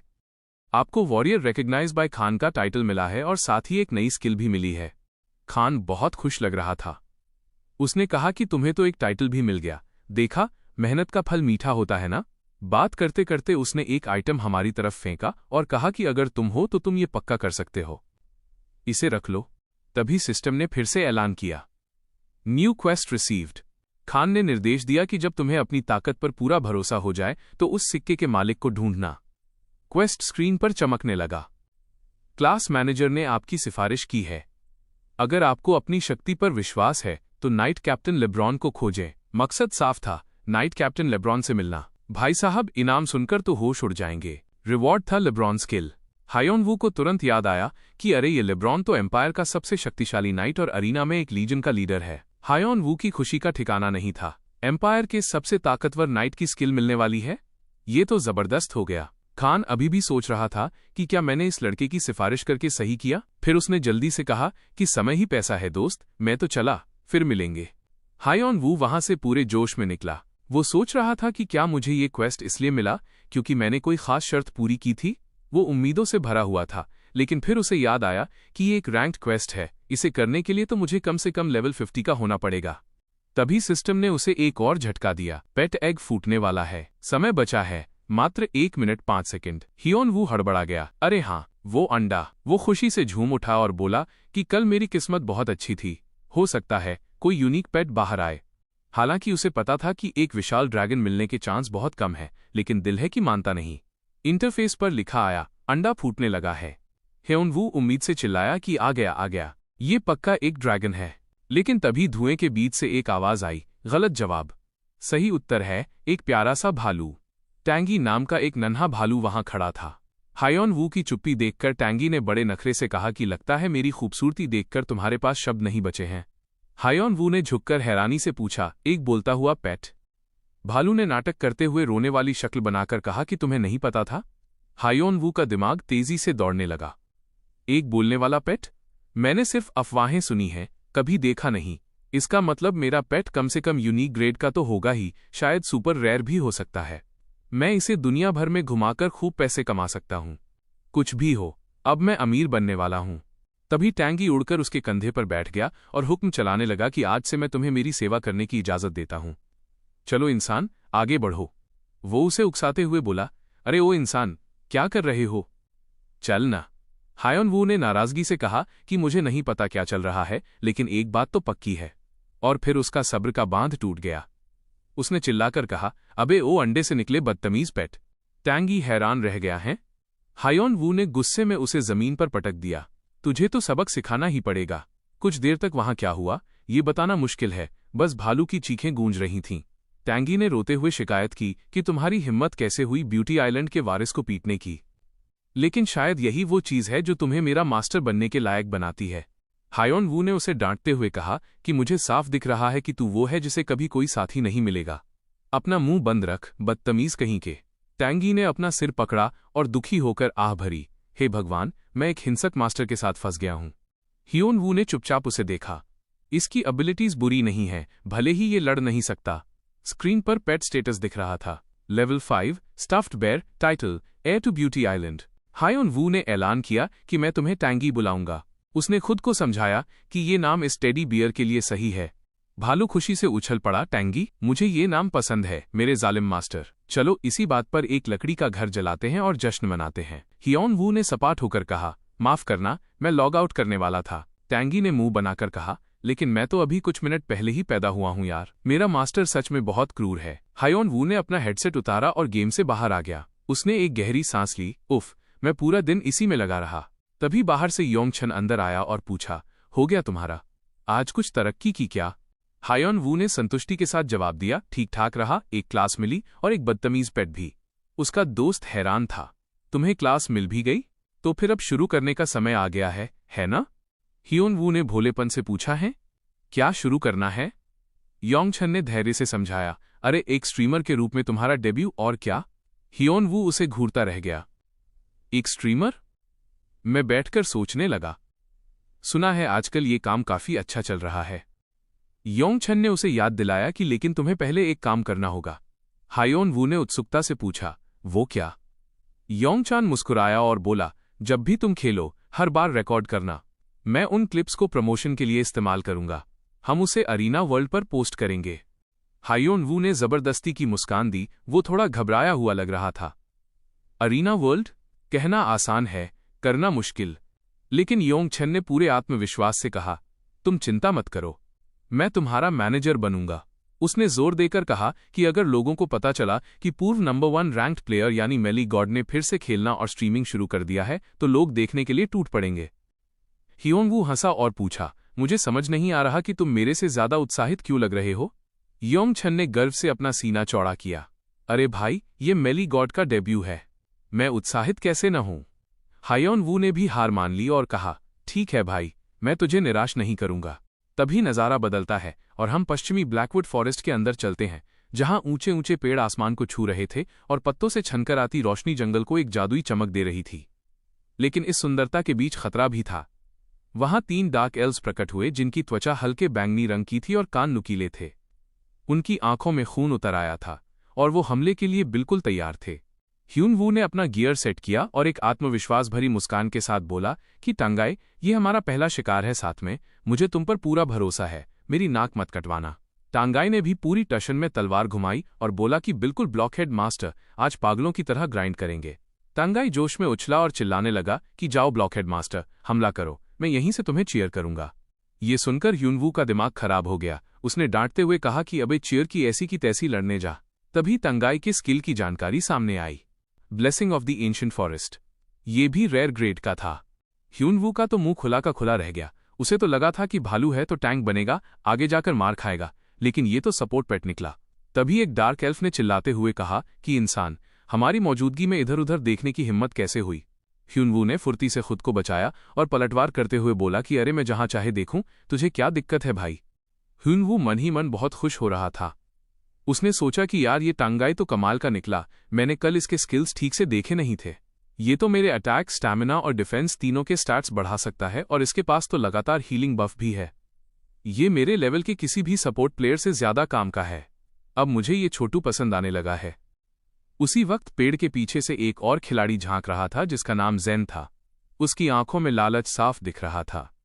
उसने अपने साथियों से धीरे से कहा कि चलो आज इसी को अपना शिकार बनाते हैं।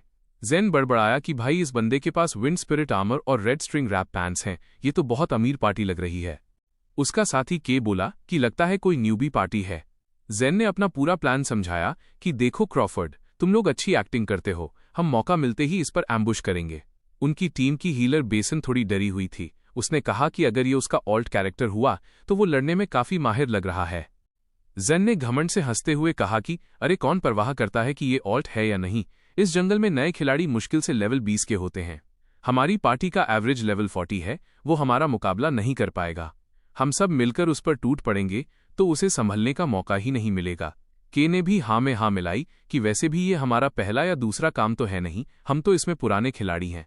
क्रॉफर्ड ने बेसन को तसल्ली दी कि तुम बेकार में चिंता कर रही हो।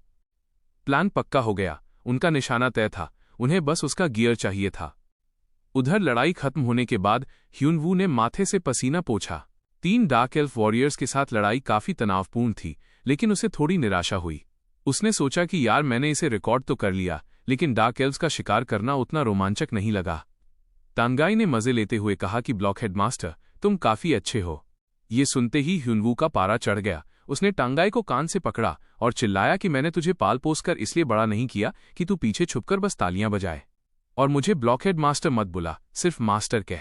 टांगाई ने मुंह फुला लिया और बहस करने लगा कि मैंने तुम्हें बफ दिया था ना ब्लॉकहेड मास्टर, बस बफ देने से लड़ाई थोड़ी खत्म हो जाती है। माना तुम्हारा स्टैमिना स्टैट कम है, लेकिन कम से कम दुश्मनों का ध्यान भटकाने के लिए अपना थोबड़ा तो दिखा दिया करो। तभी ज़ेन और उसकी टीम झाड़ियों से बाहर निकलकर आई और बहुत ही शरीफ बनते हुए पूछा कि क्या आप अकेले शिकार कर रहे हैं? अगर ऐसा है तो क्या आप हमारी पार्टी ज्वाइन करना चाहेंगे? ह्यूनवू ने उन अजनबियों को हैरानी से देखा और सोचा कि ये तो कमाल हो गया। ज़ेन बहुत प्यार से बोला कि ब्लैकवुड फॉरेस्ट में किसी और प्लेयर से मिलना अच्छी किस्मत की बात है। ह्यूनवू ने चुपचाप उनका मुआयना किया। 2 वॉरियर्स, एक आर्चर और एक प्रीस्ट, ये तो काफी बैलेंस्ड लाइनअप है। लेकिन उसने दिमाग दौड़ाया कि ये मुझे अपनी पार्टी में क्यों लेना चाहते हैं, जबकि मैं तो इतना हाई लेवल भी नहीं दिख रहा। और तो और, भले ही उन्होंने लेवल 20 के कपड़े पहने हैं, लेकिन उस तलवार को चलाने के लिए कम से कम लेवल 40 होना जरूरी है। इसका मतलब ये लोग अपना लेवल छुपा रहे हैं और मेरे पास आ रहे हैं, पक्का ये लोग प्लेयर किलर्स हैं। तभी ह्यूनवू के दिमाग की बत्ती जली। उसने सोचा कि रुको, अगर ये सच में प्लेयर किलर्स हैं तो ये तो मेरे लिए लॉटरी लगने जैसा है। उसने भोलेपन का नाटक करते हुए कहा कि क्या सच में आप मुझे ज्वाइन करने देंगे? बहुत बहुत शुक्रिया। ज़ेन ने उत्साह से पूछा कि तो तुम तैयार हो? वो मन ही मन हंस रहा था कि बकरा जाल में फंस गया। ज़ेन ने सबका परिचय दिया कि मैं ज़ेन हूं रियर गार्ड, ये के और क्रॉफर्ड है वैनगार्ड, और वो प्रीस्टेस है बेसन। ह्यूनवू ने अपना असली नाम नहीं बताया और झूठ बोलते हुए कहा कि मेरा नाम यांगशन है, प्लीज मेरा ख्याल रखना। उसने मन ही मन सोचा कि मुझे इन बेचारों के लिए बुरा लग रहा है, इसलिए असली नाम बताकर इन्हें डराना नहीं चाहता। पीछे से भालू भी चिल्लाया कि मैं टंगाई हूं। माहौल शांत था, लेकिन ये तूफान से पहले की शांति थी। ह्यूनवू ने अचानक हमला बोला और वायलेंट स्ट्राइक का इस्तेमाल किया। 2 डार्क एल्फ वॉरियर्स ने खतरा भांपते हुए चिल्लाया कि दुश्मन आ गया है। के, जो कि टैंक बना हुआ था, अपनी बड़ी तलवार लेकर आगे खड़ा हो गया। तभी ह्यूनवू ने एक चाल चली। उसने के पीछे से निकलकर हमला किया और जैसे ही दुश्मन ने वार किया, वो वापस के पीछे छुप गया। के का चेहरा गुस्से से लाल हो गया। उसने सोचा कि ये डरपोक इंसान मुझे ढाल की तरह इस्तेमाल कर रहा है। ह्यूनवू के पीछे छुपा हुआ मजे ले रहा था। उसने सोचा कि भाई ये लोग तो सच में बहुत ताकतवर हैं, बिल्कुल मुफ्त के बॉडीगार्ड्स मिल गए हैं मुझे। अगर ऐसा ही चलता रहा तो मेरा लेवल और एक्सपीरियंस रॉकेट की तरह ऊपर जाएगा। क्या जबरदस्त पार्टी है। 1 घंटे बाद के का सब्र का बांध टूट गया। वो झुंझलाते हुए चिल्लाया कि आखिर इस आदमी के साथ दिक्कत क्या है, ये बस हमला करता है और फिर मेरे पीछे आकर छुप जाता है। हमें तो इस्तेमाल किया जा रहा है। के का तो दिमाग का दही हो गया था। वो बार बार गलती से हमला करने का नाटक करता, लेकिन ह्यून वू हर बार किसी न किसी तरह बच निकलता। के ने झुंझलाते हुए कहा कि ये मुझे पागल कर देगा। जेन ने उसे शांत करते हुए कहा कि भाई ठंड रख, वैसे भी हम यहाँ मॉन्स्टर्स का शिकार करने थोड़ी आए हैं। के ने इधर उधर देखते हुए बेसब्री से पूछा कि तो हमें और कितनी देर इंतजार करना पड़ेगा? मेरा सब्र जवाब दे रहा है। क्रॉफर्ड ने शांत भाव से जवाब दिया कि देखो भाई, स्क्रिप्ट के हिसाब से चलना अच्छी बात है, लेकिन मामले को इतना भी मत खींचो कि रबर ही टूट जाए। जेन ने कड़े शब्दों में फैसला सुनाया कि मैं वैसे भी इस ड्रामे को जल्द ही खत्म करने वाला था। उसने एल्फ चीफ्टेन से लड़ते हुए अपना पूरा मास्टर प्लान समझाया। उसने कहा कि बस उसे मार डालो और ऐसा दिखावा करो कि ये एक हादसा था। हम कह देंगे कि लड़ाई में भगदड़ मच गई थी और गलती से मिस्टेक हो गई। क्रॉफर्ड ने खुश होकर कहा कि क्या प्लान है जेन, मान गए उस्ताद। लेकिन वो कहते हैं ना कि दीवारों के भी कान होते हैं, यहां तो तंगाई के कान थे। टांगाई ने आकर ह्यून वू को सारी बात बता दी। ह्यून वू और टांगाई दोनों हैरान थे। ह्यून वू ने कहा कि अच्छा, तो वो बॉस फाइट के दौरान मुझ पर एम्बुश करने वाले हैं। टांगाई ने पुष्टि की कि बिल्कुल सही ब्लॉकहेड मास्टर, इनकी नीयत में खोट है। ह्यून वू की आवाज एकदम ठंडी हो गई। उसने कहा कि तो ये पक्का प्लेयर किलर्स हैं। इनकी वजह से मेरा लेवल काफी बढ़ गया है और मेरा मकसद पूरा हो गया। ऐसे में इससे पहले कि वो मुझ पर हमला करें, मैं ही उनकी पीठ में छुरा घोंप दूंगा। उसने मजे लेते हुए कहा कि ये टाइटल कैसा रहेगा, प्लेयर किलर्स को मिला उनका कर्मफल। सुनने में काफी कैची लगता है ना? यांगशन को ये जरूर पसंद आएगा। ह्यून वू ने कसम खाई कि मेरे साथ धोखा करने की हिम्मत के लिए मैं उन्हें 1000 गुना दर्द दूंगा। टांगाई डर के मारे कांपने लगा और बोला कि ब्लॉकहेड मास्टर, तुम तो बड़े जालिम हो। तभी जेन और उसकी टीम उनके पास आई। जेन ने बहुत ही शराफत से झूठ बोला कि यांगशन, इंतजार कराने के लिए माफी चाहता हूं। ह्यून वू अपनी कमर पर हाथ रखकर खड़ा हो गया और बड़ी लापरवाही से बोला कि अरे कोई बात नहीं, बड़े बड़े शहरों में ऐसी छोटी छोटी बातें होती रहती हैं। जेन ने दोस्ती का हाथ बढ़ाते हुए ऑफर दिया कि हम अब बॉस का शिकार करने जा रहे हैं, क्या तुम हमारे साथ आना चाहोगे? ह्यून वू ने चौंकने का नाटक किया और पूछा कि बॉस का शिकार, लेकिन क्या मैं कोई मदद कर पाऊंगा? मुझे तो लगता है मैं सबके रास्ते का रोड़ा बन जाऊंगा। जेन ने हंसते हुए कहा कि अरे नहीं नहीं, तुम्हारी अटैक पावर बहुत जबरदस्त है। जेन मन ही मन घबरा रहा था कि कहीं ये बकरा हाथ से निकल न जाए। उसने आवाज धीमी की और उसे फुसलाने लगा कि हम तुम्हारे बिना यहां तक नहीं पहुंच पाते, तो प्लीज हमारे साथ चलो। ह्यून वू ने ऐसा दिखाया जैसे वो उनकी बातों में आ गया हो।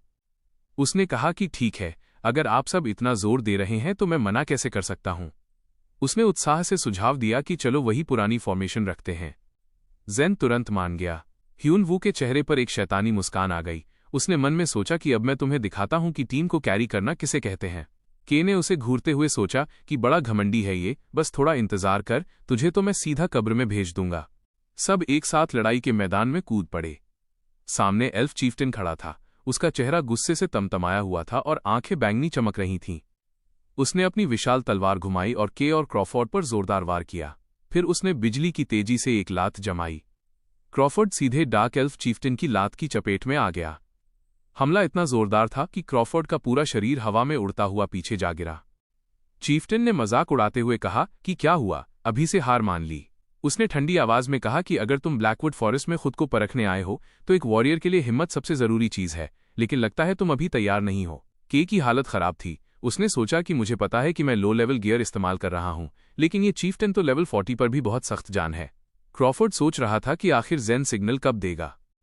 जेन ने अंदाजा लगाया कि यह चीफ्टेन बॉस हंटिंग के दौरान भी अपनी स्किल सुधारने की कोशिश कर रहा है। उसने अपने प्लान को अंजाम देने का फैसला किया। उसने सोचा कि मैं पैरालिसिस एरो चलाऊंगा और उसी समय बेसिन सबको बफ देगी, फिर हम सब अपने हमले उस पर मोड़ देंगे। क्रॉफोर्ड को समझ आ गया। के ने अपनी क्रूरता दिखाते हुए पूछा कि क्या हमें उसे इतनी जल्दी खत्म करना जरूरी है? उसने अपनी जीभ बाहर निकालकर एक डरावनी हंसी हंसी और कहा कि उस लकवाग्रस्त कुत्ते के साथ मुझे थोड़ा खेलने तो दो। जेन ने कहा कि के, तुम सच में बहुत बड़े ठरकी हो। उधर ह्यून वू बड़े संतोष के साथ सब देख रहा था। उसने सोचा कि बढ़िया, कूलडाउन खत्म हो गया है। जेन ने चुपके से अपनी टीम को इशारा किया कि चलो शुरू करते हैं। बेसिन ने इशारा समझा और उसने जोर जोर से ब्लेसिंग का मंत्र पढ़ना शुरू कर दिया। जेन मन ही मन जश्न मना रहा था कि आखिरकार वो घड़ी आ ही गई। उसने अपना धनुष उठाया और निशाना साधा। जेन को जरा भी भनक नहीं थी कि उसके साथ क्या होने वाला है, क्योंकि नन्हा शैतान टंगाई चुपके से उसके पैर से चिपक गया था। वो रेंगता हुआ ऊपर चढ़ा और सीधा ज़ेन के चेहरे के सामने आकर अचानक जोर से चिल्लाया कि बू। ज़ेन की तो सिट्टी पिट्टी गुम हो गई। घबराहट में उसके हाथ ऐसे कांपे कि जो तीर निशाने पर लगना था वो बेकाबू होकर सनसमाता हुआ निकल गया। उधर के जो घात लगाकर बैठा था, उसने सोचा कि यही मौका है, शिकार का ध्यान भटका हुआ है, अब मैं उसे तड़पा तड़पा कर मारूंगा। लेकिन किस्मत को कुछ और ही मंजूर था। ज़ेन के हाथ से छूटा वो तीर सीधा आकर के को लगा। के दर्द से बिलबिला उठा। क्रॉफर्ड घबरा गया और उसने चेतावनी दी, लेकिन फिर झेंपते हुए सिर खुजलाने लगा और बोला कि माफ करना, इस कमबख्त पीले भालू ने मेरा ध्यान भटका दिया था। तांगाई ये सुनकर भड़क गया और नाक भौं सिकोड़ते हुए बोला कि ओ हेलो, कमबख्त पीला भालू किसे बोला? मेरा नाम तांगाई है, तमीज से बात कर। ह्यून वू ने शराफत का नाटक करते हुए माफी मांगी कि माफ करना भाई, मेरा तंगाई थोड़ा ज्यादा ही शरारती है। के दर्द में कराहते हुए धीरे से फुसफुसाया कि मैं तुझे जान से मार डालूंगा, मोटे सुअर। क्रॉफोर्ड ने चिंता से पूछा कि आखिर हुआ क्या? तभी ज़ेन चिल्लाया कि क्रॉफोर्ड अपने पीछे देखो। डार्क एल्फ चीफ्टिन ने ठंडी मुस्कान के साथ ताना मारा कि अपनी रक्षा में ढील देना नए खिलाड़ियों को शोभा नहीं देता। तभी ह्यून वू ने फुर्ती से आदेश दिया कि क्रॉफोर्ड को जाने दो। डार्क एल्फ चीफ्टिन भी उलझन में था कि ये हो क्या रहा है। ह्यून वू ने बॉस पर हमला नहीं किया, बल्कि उसकी तलवार की नोक अब सीधे क्रॉफोर्ड की तरफ थी। क्रॉफोर्ड हैरान रह गया और बोला कि मैं ही क्यों? ह्यून वू ने ठंडे दिमाग से अपनी सबसे खतरनाक चाल का ऐलान किया और वो थी बैकस्टैब। ज़ेन डर के मारे चीखा कि ये तुम क्या कर रहे हो? ह्यून वू ने उसका मजाक उड़ाते हुए कहा कि क्या मतलब क्या कर रहा हूं? एक शिकारी को हमेशा शिकार बनने के लिए तैयार रहना चाहिए मुन्ना। तभी टांगाई ने उनके पास आकर उनकी ही नकल उतारनी शुरू कर दी। उसने हुबहू उनकी आवाज में कहा कि जब हम बॉस से लड़ रहे होंगे तब उसे मार देना और नाटक करना कि ये एक एक्सीडेंट था। हम कह देंगे कि लड़ाई में भगदड़ मच गई थी और गलती से मिस्टेक हो गई। ज़ेन की तो बोलती बंद हो गई। वो हकलाते हुए बोला कि कैसे? तुम्हें ये कैसे पता चला? उसने दांत पीसते हुए अपना निशाना ह्यून वू की तरफ साधा और गालियां बकने लगा।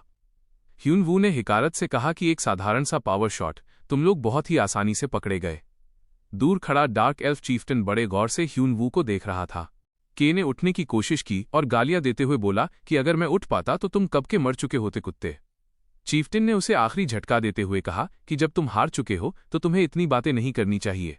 ह्यून वू अपने पलटवार पर पूरी तरह केंद्रित था। वो आगे झुका और एक ही वार में अपने दोनों विरोधियों का काम तमाम कर दिया।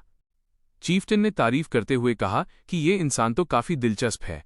एक लंबी लड़ाई के बाद ह्यून वू ने उस धोखेबाज ग्रुप को पूरी तरह से धूल चटा दी थी। उसने लापरवाही से कहा कि चलो देखते हैं कि रिकॉर्डिंग कैसी आई है। इन लोगों का बस लेवल मुझसे ज्यादा था, लेकिन खेलने में तो ये बिल्कुल कचरा थे। उसने खुद की आलोचना करते हुए सोचा कि अगर दुश्मन बहुत कमजोर हों तो देखने वालों को मजा नहीं आता। फिर उसने मुस्कुराते हुए सोचा कि लेकिन मुझे लगता है मेरी एक्टिंग काफी अच्छी थी, ये वीडियो काफी मनोरंजक बनेगा। अब जब एक्टिंग का ड्रामा खत्म हो चुका था, ह्यून वू ने सोचा कि अब अपनी स्किल्स दिखाने के लिए एक दमदार विरोधी मिल जाए तो मजा आ जाए। डार्क एल्फ चीफ्टिन उसका इंतजार ही कर रहा था। उसने मजे लेते हुए पूछा कि क्या तुम्हारा हो गया इंसान? एक मजबूत विरोधी से लड़ने का मजा ही कुछ और है। ह्यून वू ने उसे उकसाते हुए कहा कि इस वीडियो का सबटाइटल होगा लेवल 20 प्लेयर ने डार्क एल्फ चीफ्टिन का नामोनिशान मिटा दिया। और फिर वो दोनों खून के प्यासे योद्धा बिना किसी दया के एक दूसरे पर टूट पड़े। कहानी वापस असली दुनिया में आती है। यांगशन ने पीछे मुड़कर पूछा कि तुम किस्मत के धनी हरामखोर, तुमने उन सबको अकेले कैसे निपटाया? ह्यून वू ने साफगोई से बताया कि उन प्लेयर किलर्स के गियर और बॉस रिवॉर्ड को मिलाकर आज मैंने मोटा मुनाफा कमाया है। यांगशन ने उत्साह से कहा कि प्लेयर किलर्स पेनल्टी की वजह से उन्होंने बहुत सारे गियर ड्रॉप किए होंगे। लगता है ये वीडियो बहुत बड़ा हिट होने वाला है। अगर हमें कोई अच्छा एडिटर मिल जाए तो हम अपना प्लान शुरू कर सकते हैं। ह्यून वू समझ गया और पूछा कि तुम्हारा मतलब स्ट्रीमिंग से है? यांगशन ने संक्षेप में कहा कि हाँ, कुछ वैसा ही समझ लो। ह्यून वू इस पर सहमत नहीं था। उसने कहा कि अरे ये मेरे बारे में है, लेकिन मुझे ही डिटेल्स नहीं पता, ये क्या बात हुई? यांगशन ने शांत होकर जवाब दिया कि वक्त आने पर तुम्हें सब पता चल जाएगा। तभी एक नया कागज प्रिंट होकर ट्रे में आया। उस पर लिखा था प्रोजेक्ट मायंग high and Woo star. Yangshan ने निराशा में सिर हिलाया कि कोई ढंग का एडिटर ही नहीं मिल रहा। वो एक एक करके सारी अर्जी देख रहा था। इसका स्किल खराब है, इससे संपर्क नहीं हो पा रहा। उसने सोचा कि शायद मुझे पैसे थोड़े बढ़ाने चाहिए। यांगशान ने हामी भरते हुए कहा कि ह्यून वू की फिल्मिंग तो अच्छी है, बस अब एक महान एडिटर की कमी है। अचानक उसकी आंखें चमक उठी और वो खुशी से चिल्लाया कि ये देखो, यही है वो, मुझे एक एडिटर मिल गया। प्रोफाइल पर नाम था एलिस, विशेषता मूवी और अरीना वीडियोस की एडिटिंग। उपलब्धियां थीं, इस महीने का अरीना पर सबसे ज्यादा ट्रेंडिंग वीडियो और creator of the year honour arena. Yangshan ने बिना देर किए माउस क्लिक किया। उसने सोचा कि ये जितनी सैलरी मांग रहा है वो थोड़ी ज्यादा है, लेकिन ये बंदा हमारे काम के लिए एकदम परफेक्ट है। स्क्रीन पर पोनीटेल वाली एक लड़की की परछाई दिखाई दी। एलिस, जो कि अरीना कंटेंट क्रिएटर कम्युनिटी में एक मशहूर बिना चेहरे वाला वीडियो एडिटर था। यह इंसान वीडियो के हर फ्रेम को बारीकी से संवारता है और संगीत का चुनाव बहुत ध्यान से करता है। इसकी कलर ग्रेडिंग का स्टाइल दर्शकों को बांध लेता है। इसी वजह से कम्युनिटी ने एलिस को एक नाम दिया था, मास्टर एडिटर। दूसरी तरफ एलिस अपनी स्क्रीन को देख रहा था और गुस्से में बड़बड़ा रहा था। उसने एक वीडियो देखते हुए कहा कि ये तो कचरा है, फिर दूसरे को देखकर बोला कि तुम प्लेयर किलर्स की तरह इतना गंदा क्यों खेलते हो, तुम सिर्फ इसलिए ताकतवर हो क्योंकि तुम पे टू विन वाले हो, निक्कमे कहीं के। उसने नफरत से जीभ चटकाते हुए कहा कि तुम अनाड़ियों की तरह लड़ते हो और चाहते हो कि मैं तुम्हारा वीडियो एडिट करूं, डिलीट, सब डिलीट। अचानक एलिस एक नाम को स्क्रॉल करते हुए रुक गया। उसने हैरानी से कहा कि यांगशन, ये तो वही है जिसके बारे में माइकल ने बताया था। जिज्ञासावश एलिस ने अटैच किया हुआ वीडियो खोला। जैसे जैसे वो वीडियो देखता गया, उसकी आंखें फटी की फटी रह गईं, माथे पर पसीना आ गया और मुंह से शब्द नहीं फूट रहे थे। एलिस ने उस पहचान को पकड़ लिया। उसने सोचा कि ये तो वही है जिसने मेला गोट का वीडियो अपलोड किया था। ये प्लेयर किलर्स के शिकार की कहानी तो एकदम परफेक्ट है। डार्क एल्फ चीफ्टन के साथ हुई वो लड़ाई सच में भाई साहब बिल्कुल ही बवाल थी। वो अपनी दीवानगी और एक्साइटमेंट को बिल्कुल भी छिपा नहीं पा रहा था। वो बस तड़प रहा था कि कब उसे ये वीडियो एडिट करने को मिले। ये कोई और नहीं बल्कि बेहद मशहूर एडिटर एलिस मूवीज था। उसने तो कसम ही खा ली और ऐलान कर दिया कि आज से आप आधिकारिक तौर पर मेरे आइडल हैं। मैं आपको अरीना वर्ल्ड की चकाचौंध और स्पॉटलाइट में लाकर ही रहूंगा। उधर दूसरी तरफ हायोन वू अचानक उछल पड़ा, उसके पसीने छूट गए और रीढ़ की हड्डी में एक ठिठुरन सी दौड़ गई। उसे लगा जैसे कोई बहुत बुरा साया उस पर मंडरा रहा है। ये देखकर उसके साथी टैंगी ने पूछा कि क्या हुआ मोटी बुद्धि मालिक। हियोन वू ने यहां वहां देखा। उसे लगा कि क्या कोई दुश्मन आसपास छिपा है, लेकिन फिर उसने अपनी जीभ चटकाते हुए बात को टाल दिया और सोचा कि छोड़ो, मेरा वहम होगा। टैंगी अभी भी उसके कंधे से चिपका हुआ था और बड़ी जिज्ञासा से पूछ रहा था कि आखिर माजरा क्या है। तब हायोन वू ने बड़े इत्मीनान से समझाया कि ये उस पेनाल्टी की वजह से हो रहा है। उन प्लेयर किलर्स को मारने पर जो उसे ये किताब मिली है, ये उसी का असर है। उसने अपने हाथ में पकड़ी हुई उस स्किल बुक को देखा। इस किताब का इस्तेमाल करने पर एक रैंडम रेयर स्किल मिलने वाला था। हायोन वू सोचने लगा कि अगर मैं इसे बेचूं तो शायद बहुत सारे पैसे मिल जाएंगे, लेकिन अगर मैं इसे खुद इस्तेमाल कर लूं तो हो सकता है मेरी किस्मत चमक जाए और मुझे कोई बहुत ही शानदार स्किल मिल जाए। हायोन वू ने एक ख्याली सवाल टैंगी से पूछा कि मान ले मेरे पास एक बंजर जमीन का टुकड़ा है और मुझे नहीं पता कि वो कैसा निकलेगा, तो तुझे क्या लगता है, मुझे उस पर खेती करनी चाहिए या उसे वैसे ही बेच देना चाहिए? उस मासूम पालतू जानवर ने पलटकर पूछा कि तुमने वो जमीन खरीदी ही क्यों थी? क्या तुम्हें बुढ़ापे में खेती बाड़ी करनी है और तुम बेचने की बात क्यों कर रहे हो? क्या तुम्हारे पास पैसों की तंगी है? हायोन वू ने तुरंत हाथ हिलाकर मना किया और कहा कि ऐसी बात नहीं है। उसे याद आया कि अभी अभी उसने उन प्लेयर किलर से मिले सारे लूट के गियर बेच दिए थे, तो पैसों की तो कोई दिक्कत नहीं है, इसलिए इस किताब को बेचना जरूरी नहीं है। हायोन वू ने फैसला कर लिया और दोनों हाथों से उस किताब को खोल दिया। उसने सोचा, छोड़ो यार, कौन सा मैंने इसे पैसे देकर खरीदा है, ये तो मुफ्त का माल है, कोशिश करने में क्या हर्ज है। तभी सिस्टम का नोटिफिकेशन आया, आपने एक रैंडम रेयर स्किल बुक का उपयोग किया है, आपको एक नई स्किल प्राप्त हुई है। नीचे उसका विवरण लिखा था, ब्लड फॉर ब्लड। ये एक पैसिव टाइप स्किल थी जिसका ग्रेड रेयर था और प्रोफिशिएंसी अभी F थी, लेकिन इसकी खासियत ये थी कि यह दुश्मन के डिफेंस को 10% तक नजरअंदाज कर देती है। हियोन वू खुशी से चिल्ला पड़ा, पूरे 10% डिफेंस को इग्नोर करना। भाई ये तो जैकपॉट लग गया, अच्छा हुआ मैंने इसे बेच नहीं दिया। टैंगी तू तो मेरा लकी चार्म है यार। उसने खुशी में टैंगी को इतना जोर से भींच लिया कि वो चिल्लाने लगा कि अरे मोटी बुद्धि मालिक, मुझे नीचे उतारो, मेरी जान लोगे क्या? कुछ ही दिनों बाद हायोन वू का वीडियो अरीना वर्ल्ड पर अपलोड हो गया, जिसका टाइटल था पीके और उसके अंजाम। वीडियो डालते ही व्यूज और चर्चाओं की बाढ़ आ गई। लोगों का रिएक्शन जबरदस्त था, खास तौर पर उन लोगों का जिन्हें उन प्लेयर किलर्स ने कभी न कभी तंग किया था। यांगशान अपने लैपटॉप की स्क्रीन के बिल्कुल पास झुक गया और खुशी से बोला कि क्या बात है, पहले ही 1,50,000 से ज्यादा व्यूज हो चुके हैं। मुझे पता था कि एलिस मूवीज की एडिटिंग का जादू अलग ही लेवल का है। चूंकि वो हायोन वू को पसंद करता है, इसलिए उसने हमसे कम पैसे भी लिए। मुझे भी इसे अपने चैनल पे पोस्ट करना चाहिए। उधर एक ऑफिस बिल्डिंग में अभी भी लाइटें जल रही थीं। काले अपनी कुर्सी पर पीछे झुककर बैठा था, हाथ अपनी ठुड्डी पर रखे हुए। वो सोच रहा था कि प्लेयर किलर्स को ही चकमा देकर उन्हें मारने का ये आइडिया काफी दिलचस्प है।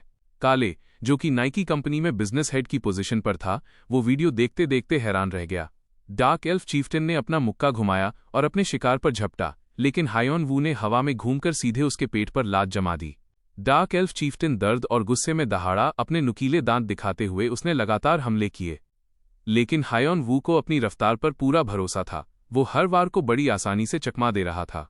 काले ने कमेंट किया कि इस लेवल का प्लेयर डार्क एल्फ चीफ्टेन को इतनी बेहतरीन तकनीक के साथ मार रहा है, ये कोई मामूली बात नहीं है। उसने अपना सिर झुकाया और मजबूती से कहा कि हम बहुत लंबे समय से बेकार उम्मीदवारों के साथ अपना समय बर्बाद कर रहे हैं। इस बंदे में वो सब कुछ है जो एक स्टार बनने के लिए चाहिए। काले ने फैसला सुना दिया कि हमें इसे नाइकी के लिए साइन करना ही होगा। मुझे तुरंत अगोरा चैनल से संपर्क करना पड़ेगा, इससे पहले कि कोई और बाजी मार ले। सीन बदलता है और अब हम उत्तरी ब्लैकवुड फॉरेस्ट में हैं, जहां नीला आसमान है और पेड़ों के बीच से सूरज की रोशनी छनकर आ रही है। एक ऑर्क्स का हाथ एक ही वार में कटकर गिर गया और वो दर्द से चीख पड़ा। बाकी के ऑर्क्स गुस्से में दहाड़ रहे थे। हायोन वू ने ऑर्डर दिया कि टैंगी बफ दो। वो नन्हा पालतू जानवर उछला, उसने मुंह बनाया और तुरंत जवाब दिया कि जी मालिक। हायोन वू ने मन ही मन सोचा कि मैं पहले के मुकाबले अब बहुत तेजी से लेवल अप कर रहा हूं। जब मैं उस समय मेलोथॉथ था, तब मैं एक न्यूबी था, मेरे पास न तो ज्ञान था और न ही अच्छे गियर। लेकिन इस बार सब कुछ बहुत आसान है। हायोन वू उन पर हमला करने के लिए दौड़ा, लेकिन उसे ये भी पता था कि वो बाकी लोगों से 2 साल पीछे चल रहा है, इसलिए उसे और तेजी से ताकतवर बनना होगा।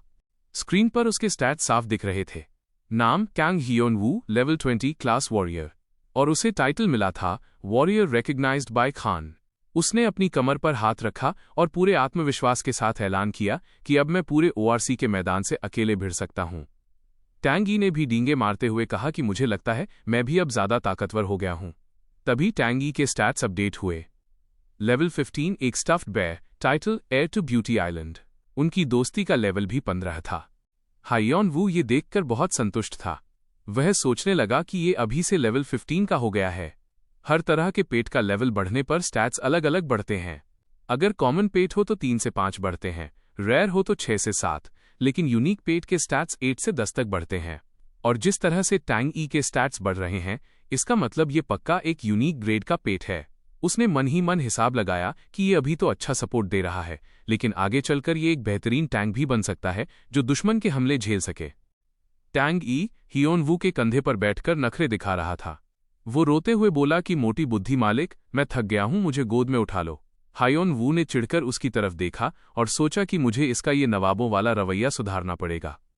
हायोन वू नीचे झुका और उसने आदेश दिया कि चुपचाप अच्छे से चेक करो, कोई भी चीज छूटनी नहीं चाहिए, समझे? टैंगी बड़बड़ाया कि कितना कंजूस मालिक मिला है मुझे। तभी टैंगी ने जमीन पर कुछ देखा और हैरानी से चिल्लाया कि अरे वो क्या है? हियोन वू ने उसे उठाया, उसकी आवाज में जिज्ञासा थी। एक नेकलेस? यहां इस तरह का आइटम क्यों गिरेगा? मैंने ऐसा पहले कभी नहीं देखा। तभी एक क्वेस्ट का नोटिफिकेशन आया। आपको एक नया क्वेस्ट मिला है, heir of the plains wolf tribe. Hyeon Woo के सामने क्वेस्ट की सारी डिटेल्स साफ साफ चमक रही थीं। उसे एक नोटिफिकेशन मिलता है कि आपको प्लेन्स वुल्फ ट्राइब के होने वाले मुखिया कैनकन का बोन नेकलेस मिल गया है। अब सिस्टम उसे निर्देश देता है कि इस नेकलेस को मौजूदा मुखिया रैकून के पास लेकर जाओ। हायोन वू थोड़ा कंफ्यूज होकर बुदबुदाता है, क्या ये कोई डिलीवरी क्वेस्ट है और इसका क्या मतलब है कि मुझे फाइनल बॉस द्वारा पहचाना जाना चाहिए? तभी हमारा नटखट टैंगी झुककर देखने लगता है और अपनी टिपिकल स्टाइल में बोलता है, अरे ओ बुद्धू मास्टर, मुझे भी तो दिखाओ क्या मिला है। हायोन वू एकदम शांत दिमाग से सिचुएशन को एनालाइज करता है। वो सोचता है कि किंग डेकन को मारना तो लोहे के चने चबाने जैसा होगा, लेकिन ये चीफ्टन रैकून शायद बस एक एनपीसी है। ये काफी दिलचस्प है। चूंकि ये D+ रैंक का क्वेस्ट है, तो इसे करने के लिए कम से कम लेवल 30 तो होना ही चाहिए। यानी अभी भी 4 लेवल और पार करने हैं। बस फिर क्या था, हायोन वू पूरे जोश में आ जाता है और ठान लेता है, ठीक है, चलो इसे करते हैं। वो जंगल की तरफ दौड़ पड़ता है, पूरी ताकत से चिल्लाते हुए, ग्राइंड करने का समय आ गया है, चलो शिकार पर चलते हैं टैंगी। लेकिन बेचारा टैंगी रोते धोते हुए पीछे आता है और गिड़गिड़ाता है, अरे ओ शैतान मास्टर, थोड़ा तो ब्रेक ले लो यार। वो झुंझलाते हुए बड़बड़ाता है, तुम बहुत धीमे हो, हद से ज्यादा धीमे। हियोन वू अपनी उंगलियां चटकाता है। उसे भी लग रहा है कि एक लेवल बढ़ाने में तो जैसे सदियां बीत रही हैं। वो सोचता है, क्या अकेले शिकार करना इतना ही बेकार और इनएफिशिएंट है? टैंगी उस पर उंगली उठाते हुए ताना मारता है, तुम अकेले क्या कर रहे हो? मैं पीछे से सपोर्ट तो कर रहा हूं ना। मैं बुरी तरह थक गया हूं, तुम बुद्धू मास्टर। हायोन वू उसकी बकवास को इग्नोर करते हुए मन ही मन सोचता है कि अगर एक पार्टी में शिकार किया जाए तो लेवलिंग अप बहुत तेजी से होगी, लेकिन पंगा ये है कि भरोसेमंद साथी मिलेंगे कहाँ। टैंगी फिर से बड़बड़ाता है, क्या तुम बहरे हो गए हो बुद्धू मास्टर? तभी हायोन वू का ध्यान एक आवाज की तरफ जाता है। वो अपना सिर थोड़ा टेढ़ा करता है और अंदाजा लगाता है, ये तो किसी धमाके की आवाज है, पक्का कोई मैजिक है। वहां हवा में एक हाथ उठता है और मैजिक कास्ट करता है। एक जोरदार हमला सीधे ओगर के मजबूत हाथ को चीर देता है। ये एक मैजिक एरो था। ओगर गुस्से में अपने दांत पीसता है और दर्द से कराह उठता है। लेकिन सामने वाला रुकता नहीं है, वो तुरंत दूसरा स्पेल छोड़ता है। एक बड़ा सा फायरबॉल आकर लगता है और उस आखिरी हमले के बाद ओगर पूरी तरह से ढेर हो जाता है और जमीन पर गिर पड़ता है। वो आदमी थकी हुई आवाज में कहता है, ये 10वां था। यह मा सेओंग था जो बुरी तरह हाफ रहा था और थकान के मारे जमीन पर ढेर हो जाता है। वो बड़बड़ाता है, मेरा माना मेरे ब्लड प्रेशर की तरह नीचे गिर रहा है।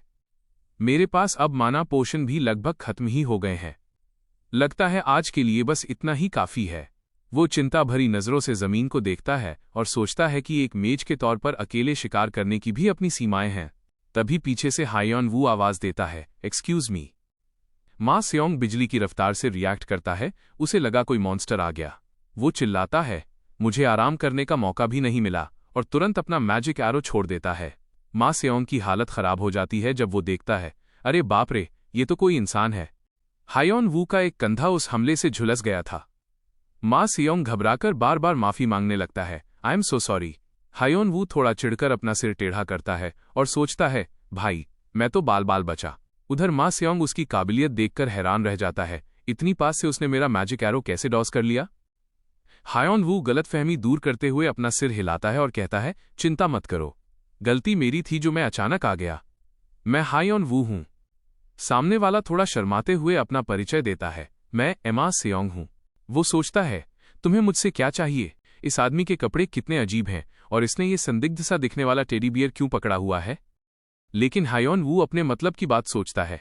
वो मन ही मन कैलकुलेशन करता है, इस बंदे की मैजिक पावर और कास्टिंग स्पीड बिल्कुल स्टैंडर्ड के हिसाब से है, मैं इसे अपनी टीम में ले लेता हूं।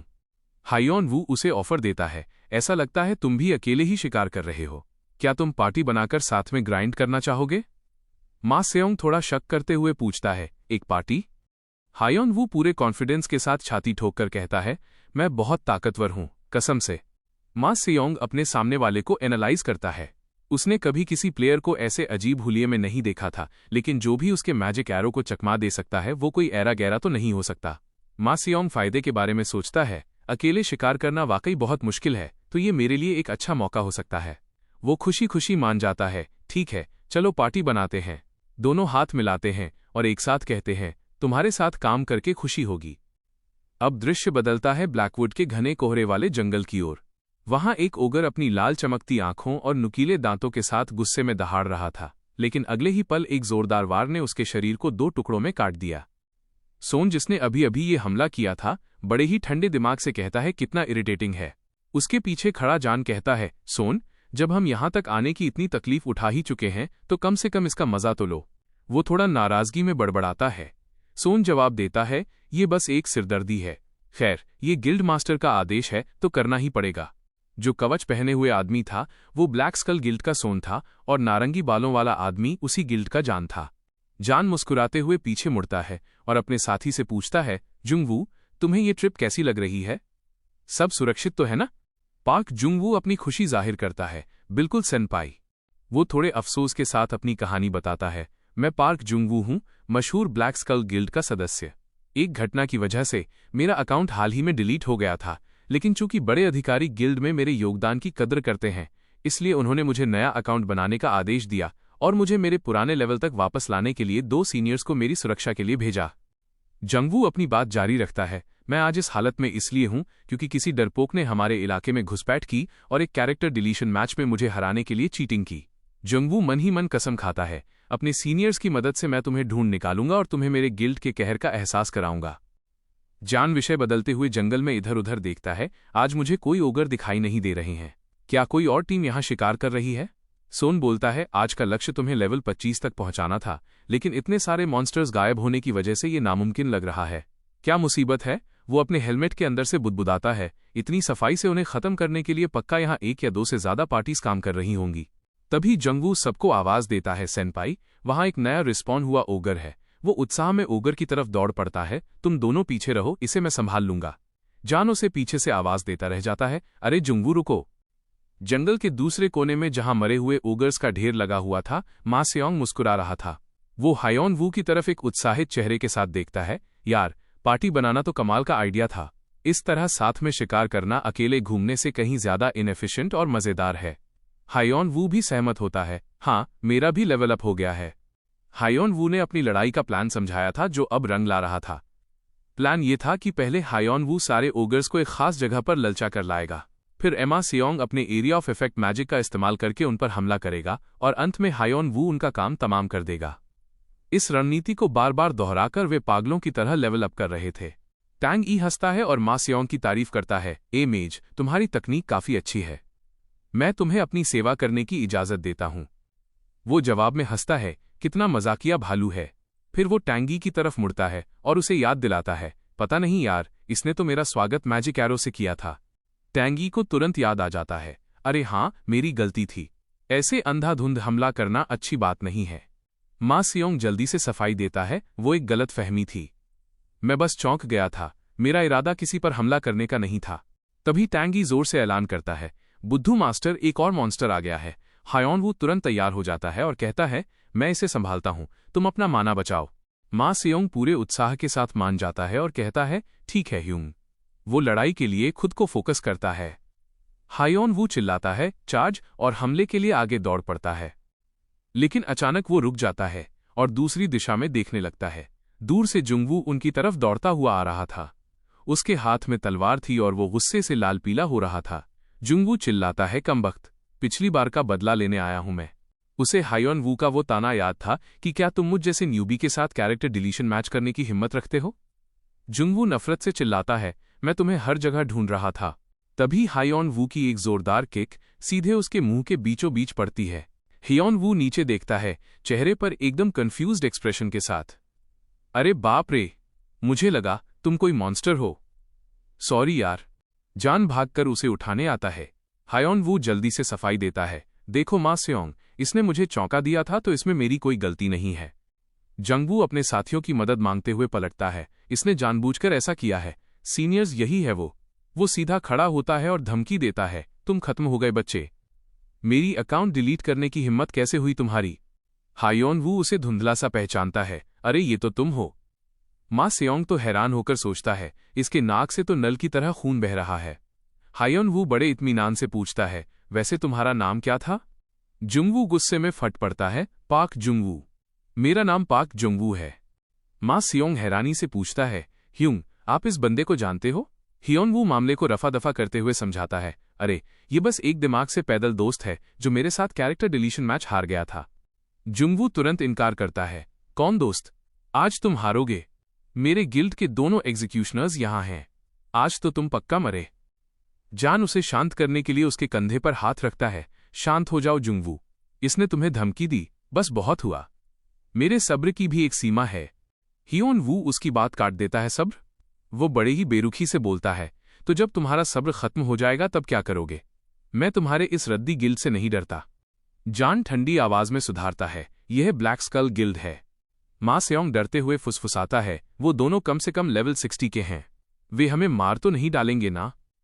हियोन वू उसे चेतावनी देता है, देखो मा सेओंग, अगर लड़ाई हुई तो तुम बीच में मत आना। सोन बड़े ही ठंडेपन से मुड़ता है, क्या सिरदर्दी है। चलो यहां से चलते हैं। जान भी सहमत होता है, हम यहां शिकार करने में व्यस्त हैं। जुंगवू उनके पीछे जोर से चिल्लाता है, सीनियर्स, इसने ब्लैक स्कल गिल्ड को धमकी दी है। अगर आप चले गए तो मुझे आप दोनों की रिपोर्ट करनी पड़ेगी। वो गुर्राता है, मैं ऊपर अधिकारियों को बताऊंगा कि जान और सोन चुपचाप चले गए जबकि कोई हमारे गिल्ड की बेइज्जती कर रहा था। फिर वो अपनी टोन थोड़ी नरम करता है, प्लीज बस इसमें मेरी मदद कर दो, मैं बाद में इसका बदला चुका दूंगा। सोन अपना सिर झुकाता है और हताशा में आह भरता है। फिर तड़ाक, उसने जुंगवू के चेहरे पर एक जोरदार थप्पड़ जड़ दिया। कितना घमंडी है तू। लेकिन फिर सोन का इरादा बदल जाता है। वो सोचता है कि अगर यहाँ एक पार्टी कम हो जाए तो शिकार करना ज्यादा सुविधाजनक होगा। हियोन वू थोड़ा आगे झुकता है और उकसाते हुए पूछता है, तो तुम लड़ना चाहते हो? कैसा रहेगा अगर एक कैरेक्टर डिलीशन मैच हो जाए? मा सेओंग घबराकर चिल्लाता है, ह्यूंग, अगर आप हार गए तो आपका कैरेक्टर भी चला जाएगा। टैंग ई भी बुरी तरह डर जाता है और चिल्लाता है, अगर तुम हार गए तो मेरा क्या होगा? हियोन वू बड़े शांत भाव से जवाब देता है, खैर, तुम भी मेरे साथ गायब हो जाओगे। बेचारे पेट की आवाज कांपने लगती है। हैं? क्या बोला? लेकिन हायोन वू को कोई डर नहीं था। उसने ललकारा, तुम तीनों अगर जिगरा है तो आ जाओ। नियम विनर टेक्स ऑल होगा। हारने वाले का कैरेक्टर डिलीट होगा और ये एक रिप्रेजेंटेटिव बैटल होगी। सोन नफरत से कहता है, इतना घमंड और वो भी सिर्फ लेवल 20 पर? मुझे चुनौती मंजूर है। नियम समझाए गए। रिप्रेजेंटेटिव बैटल क्या है? हर टीम से एक रिप्रेजेंटेटिव लड़ेगा। जीतने वाला मैदान में बना रहेगा जबकि हारने वाले की जगह दूसरा आ जाएगा। जिस तरफ के मेंबर पहले खत्म हो जाएंगे वो टीम हार जाएगी। सिस्टम अनाउंसमेंट गूंजती है। Match start. Player Kang Hyeon वू बनाम प्लेयर सन। जुंगवू उकसाते हुए कहता है, इस बार तो तुम खत्म हो लूजर। हायोन वू उसे चेतावनी देता है, तुम बहुत शोर मचा रहे हो पाक जुंगवू। मा सेओंग पीछे खड़ा होकर चिंता से पूछता है, ह्यूंग, आप ठीक तो रहेंगे ना? टैंगी गुस्से में चिल्लाता है, अगर तुम हार गए तो मैं तुम्हें श्राप देता हूं कि तुम जिंदगी भर सिंगल रहोगे, तुम बुद्धू मास्टर। हायोन वू आत्मविश्वास के साथ मुस्कुराता है और अपनी टीम को तसल्ली देता है, चिंता मत करो, ये बहुत आसान गेम है। सिस्टम का सिग्नल मिलता है, मैच शुरू होने वाला है। सोन घमंड में कहता है, हम बिजी हैं, इसलिए मैं तुम्हें एक ही हिट में नॉकआउट कर दूंगा। हायोन वू लेवल के अंतर को देखकर बस मुस्कुरा देता है, एक हिट शायद मेरे लिए बहुत ज्यादा हो, लेकिन 10 हिट्स तो कुछ भी नहीं है। सोन एक मजबूत कदम आगे बढ़ाता है और हंसता है, अब समझ आया कि पाक जुंगवू तुमसे इतनी नफरत क्यों करता है। सोन अपनी ग्रेट स्वॉर्ड निकालता है और उसे अपने सिर के ऊपर घुमाता है, एक विनाशकारी हमले की तैयारी करते हुए जिसका निशाना सीधे हायोन वू था। ब्लेड बिजली की गति से नीचे आता है, लेकिन हायोन वू फुर्ती से हमले को डॉज करता है और तुरंत काउंटर अटैक करता है। सोन की आंखें अपने हेलमेट के छेद से बाहर फटी की फटी रह जाती हैं। हायोन वू जीत की मुस्कान के साथ खड़ा था। जान और जुंगवू पूरी तरह से हैरान थे। उनके चेहरों पर गहरा सदमा था कि अभी अभी क्या हुआ। मा सेओंग प्रशंसा करते हुए सोचता है, कमाल है, उन्होंने क्लेमोर की दिशा को पढ़ा और डॉस करते हुए भी हमला कर दिया। सोन लड़ाई में बुरी तरह से पिछड़ रहा था। उसे समझ नहीं आ रहा था कि ऐसा क्यों हो रहा है। क्यों मैं उसे हिट क्यों नहीं कर पा रहा हूं? सोन मन ही मन सोचता है, लेवल और इक्विपमेंट दोनों के मामले में मुझे जीतना चाहिए था। ये क्या हो रहा है? हायोन वू उसे ताना मारते हुए कहता है, हैरान हो? सबको लगता है कि लेवल ज्यादा होने का मतलब आसान जीत है, लेकिन अरीना अलग है। उसने साफ शब्दों में ऐलान किया, पीवीपी में लेवल और गियर जीत की गारंटी नहीं देते। हायोन वू समझाता है, भले ही मेरा लेवल तुमसे कम है, लेकिन तुम्हें हराने का तरीका हमेशा मेरे पास होता है। उसने सीधे शब्दों में निष्कर्ष निकाला, लगातार कमजोर बिंदुओं वीक पॉइंट्स को निशाना बनाकर। इसमें समय लगता है, लेकिन एक बार इसमें महारत हासिल कर ली तो किसी भी लेवल के प्लेयर को हराया जा सकता है। मा सेओंग हक्का बक्का रह गया, मुझे पता था कि वो स्किल्ड हैं, लेकिन मैंने कभी नहीं सोचा था कि इस लेवल पर भी वो ऐसा कर पाएंगे। प्लेयर कैंग हियोन वू ने अपनी जीत का ऐलान करते हुए इशारा किया, विक्ट्री, आ जाओ, अब तुम्हारी बारी है। अगला मैच तो जैसे एक तरफा कत्लेआम था। हायोन वू की स्किल्स को देखकर सामने वाले हक्के बकक्के रह गए।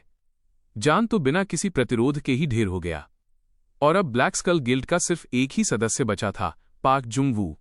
हायोन वू ने ताना मारते हुए कहा, कितनी अजीब बात है। वो धीरे धीरे उसकी तरफ बढ़ा और बोला, तुम अपने नए कैरेक्टर को पावर लेवल करवाने के लिए दूसरों के टुकड़ों पर पलते हो, लेकिन अब तुम्हारा ये कैरेक्टर भी डिलीट होने वाला है। हायोन वू के चेहरे पर एक कुटिल मुस्कान थी। वो मन ही मन सोचता है कि मुझे शक है कि अब तुम्हारे गिल्ड का कोई भी बंदा तुम्हें दोबारा कैरी करना चाहेगा।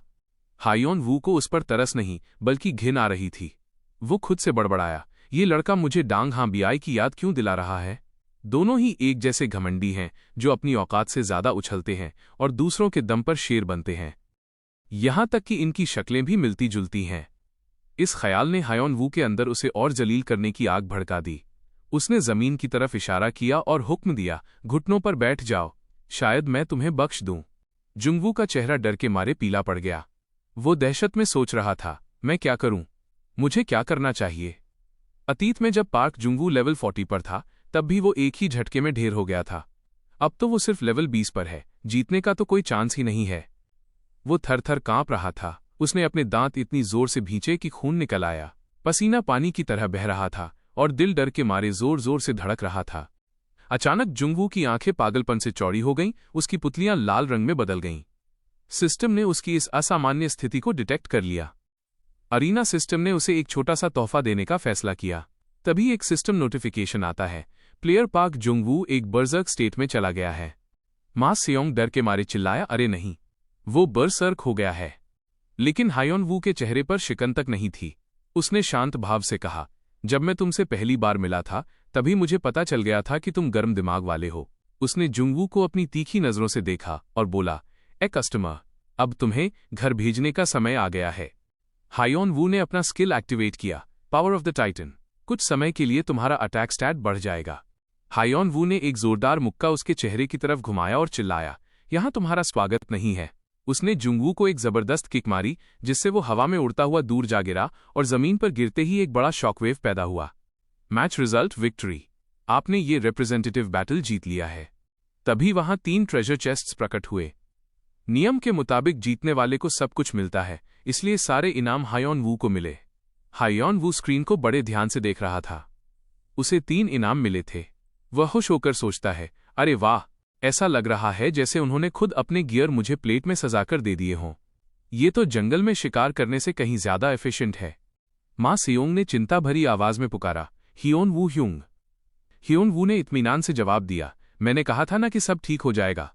मां सियोंग की आंखों में चमक आ गई। वो तारीफ करते हुए बोला, ह्यूंग, आप बहुत कूल हो। आपने सिर्फ अपनी तकनीक के दम पर अपने से ज्यादा लेवल वाले लोगों को हरा दिया। आज से आप मेरे आइडल हैं। हायोन वू हल्का सा मुस्कुराया और रहस्यमयी ढंग से सोचने लगा, अगर मैं इसे बता दूं कि मैं इस सर्वर का टॉप रैंक्ड प्लेयर रह चुका हूं तो क्या ये हैरान होगा? उसे थोड़ी शर्मिंदगी महसूस हुई कि ये सब थोड़ा अजीब लग रहा है। उसने बात बदलते हुए कहा, ठीक है, चलो वापस ग्राइंडिंग पर चलते हैं। मां सियोंग ने पूरे उत्साह के साथ जवाब दिया, हाँ। उसने एक बड़ी सी मुस्कान के साथ ईमानदारी से कहा, आपकी वजह से आज का शिकार बहुत ही शानदार रहा। क्या हम अगली बार फिर से ऐसा कर सकते हैं? तभी एक सिस्टम नोटिफिकेशन आया, प्लेयर जस्टिन मा सियोंग ने आपको फ्रेंड रिक्वेस्ट भेजी है। हायोन वू ने मुस्कुराते हुए रिक्वेस्ट एक्सेप्ट कर ली और कहा, हाँ, क्यों नहीं। टैंगी ने हाथ हिलाकर अलविदा कहा, अगली बार मिलते हैं। मा सियोंग के साथ पार्टी करने की वजह से आज का शिकार बहुत बढ़िया रहा। मेरा लेवल अब 31 पर पहुंच गया है। हियोन वू ने अपना स्टेटस स्क्रीन चेक किया। Name, Kang Hyeon Woo, level 31, title, warrior recognized by Khan. Hyeon Woo ने मा सियोंग को जाते हुए देखा और सोचा, अरीना में उसके जैसा मासूम बच्चा मिलना बहुत दुर्लभ है। उसकी स्किल्स भी काफी अच्छी हैं। मुझे लगता है कि भविष्य में हमारी अच्छी जमेगी। फिर उसने अपने पेट टैंगी की तरफ संतोष भरी नजरों से देखा और सोचा, अब मैंने काफी लेवल अप कर लिया है। लेकिन तभी टैंगी उछल पड़ा और रोनी सूरत बनाकर गिड़गिड़ाने लगा, अरे बुद्धू मास्टर, अब तो आराम कर लो, मैं थक गया हूं। हायोन वू ने पक्का इरादा कर लिया था। उसने कहा, नहीं, पहले उस क्वेस्ट को पूरा करते हैं। टैंगी का मुंह लटक गया और उसके पसीने छूटने लगे। हियोन वू ने क्वेस्ट का मकसद पहचान लिया था, नेकलेस को डिलीवर करना है। क्वेस्ट लॉग खुलता है जिसका टाइटल था, heir of the plains wolf tribe. विवरण, आपको प्लेन्स वुल्फ ट्राइब के भविष्य के मुखिया कैनकुन का बोन नेकलेस मिला है। इस नेकलेस को मौजूदा मुखिया रैकून के पास ले जाओ। क्वेस्ट की डिटेल थी कि चीफटेन रैकून से मिलना है। हायोन वू ने हिसाब लगाया, सबसे पहले मुझे उस बॉस को ढूंढना होगा जो प्लेन्स वुल्फ ट्राइब के इलाके में आता है। डेकॉन एक फील्ड बॉस है जो उनके इलाके में रैंडमली कहीं भी दिखाई देता है। उसका रिस्पॉन्स साइकिल लगभग 12 घंटे का है। मुझे यहां आए हुए 12 घंटे से ज्यादा हो चुके हैं, तो उसे यहीं कहीं होना चाहिए। हायोन वू जंगल के बीचों बीच खड़ा होकर झुंझलाया, ये डेकन सामने क्यों नहीं आ रहा है? टैंगी ने उसे मनाने की कोशिश की, चलो थोड़ा ब्रेक ले लेते हैं बुद्धू मास्टर, मैं इतना थक गया हूं कि अब चला भी नहीं जा रहा। हायोन वू ने अपने पेट की तरफ देखा और मान लिया, हाँ यार, थक तो मैं भी गया हूं। टैंग ई ने एक पेड़ की तरफ इशारा किया जिस पर एक दरवाजा बना हुआ था। वो बोला, मुझे लगता है आराम करने के लिए वो जगह एकदम परफेक्ट है। थोड़ा रिलैक्स करना बेहतर रहेगा। हायोन वू हैरान होकर सोचने लगा, यहां ऐसी जगह क्यों बनी हुई है? तभी सिस्टम से एक आवाज आई, आप किंग डेकन की मांद लेयर में प्रवेश कर रहे हैं। हायोन वू खुशी से चिल्लाया, डेकन का ठिकाना। उसने टैंगी को उठाया और खुशी से हवा में उछल पड़ा। तो ये डंजन का रास्ता था। मुझे पता था तुम ये कर सकते हो टैंगी। तुम मेरे लिए गुड लक चार्म हो।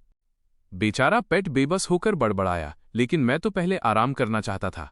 हायोन वू ने हंसते हुए कहा, ठीक है, अब मैं तुम्हें और नहीं उठाऊंगा। रोना बंद करो। हियोन वू ने दिमाग लगाया, ये एक सामान्य बॉस की तरह फील्ड में दिखाई नहीं देता। मुझे लगता है क्वेस्ट की खास प्रकृति की वजह से ये इस डंजन के अंदर है। खैर, कम से कम मैंने इसे ढूंढ तो लिया। हायोन वू ने दरवाजा धक्का देकर खोला और अंदर चला गया। Excuse me. अचानक उसके सामने एक विशालकाय आकृति प्रकट हुई। हियोन वू ने उसे नमस्ते किया। अरे हेलो। हियोन वू ने चुपचाप उसका जायजा लिया। उसका विशाल शरीर एक जबरदस्त दबाव, प्रेशर छोड़ रहा था।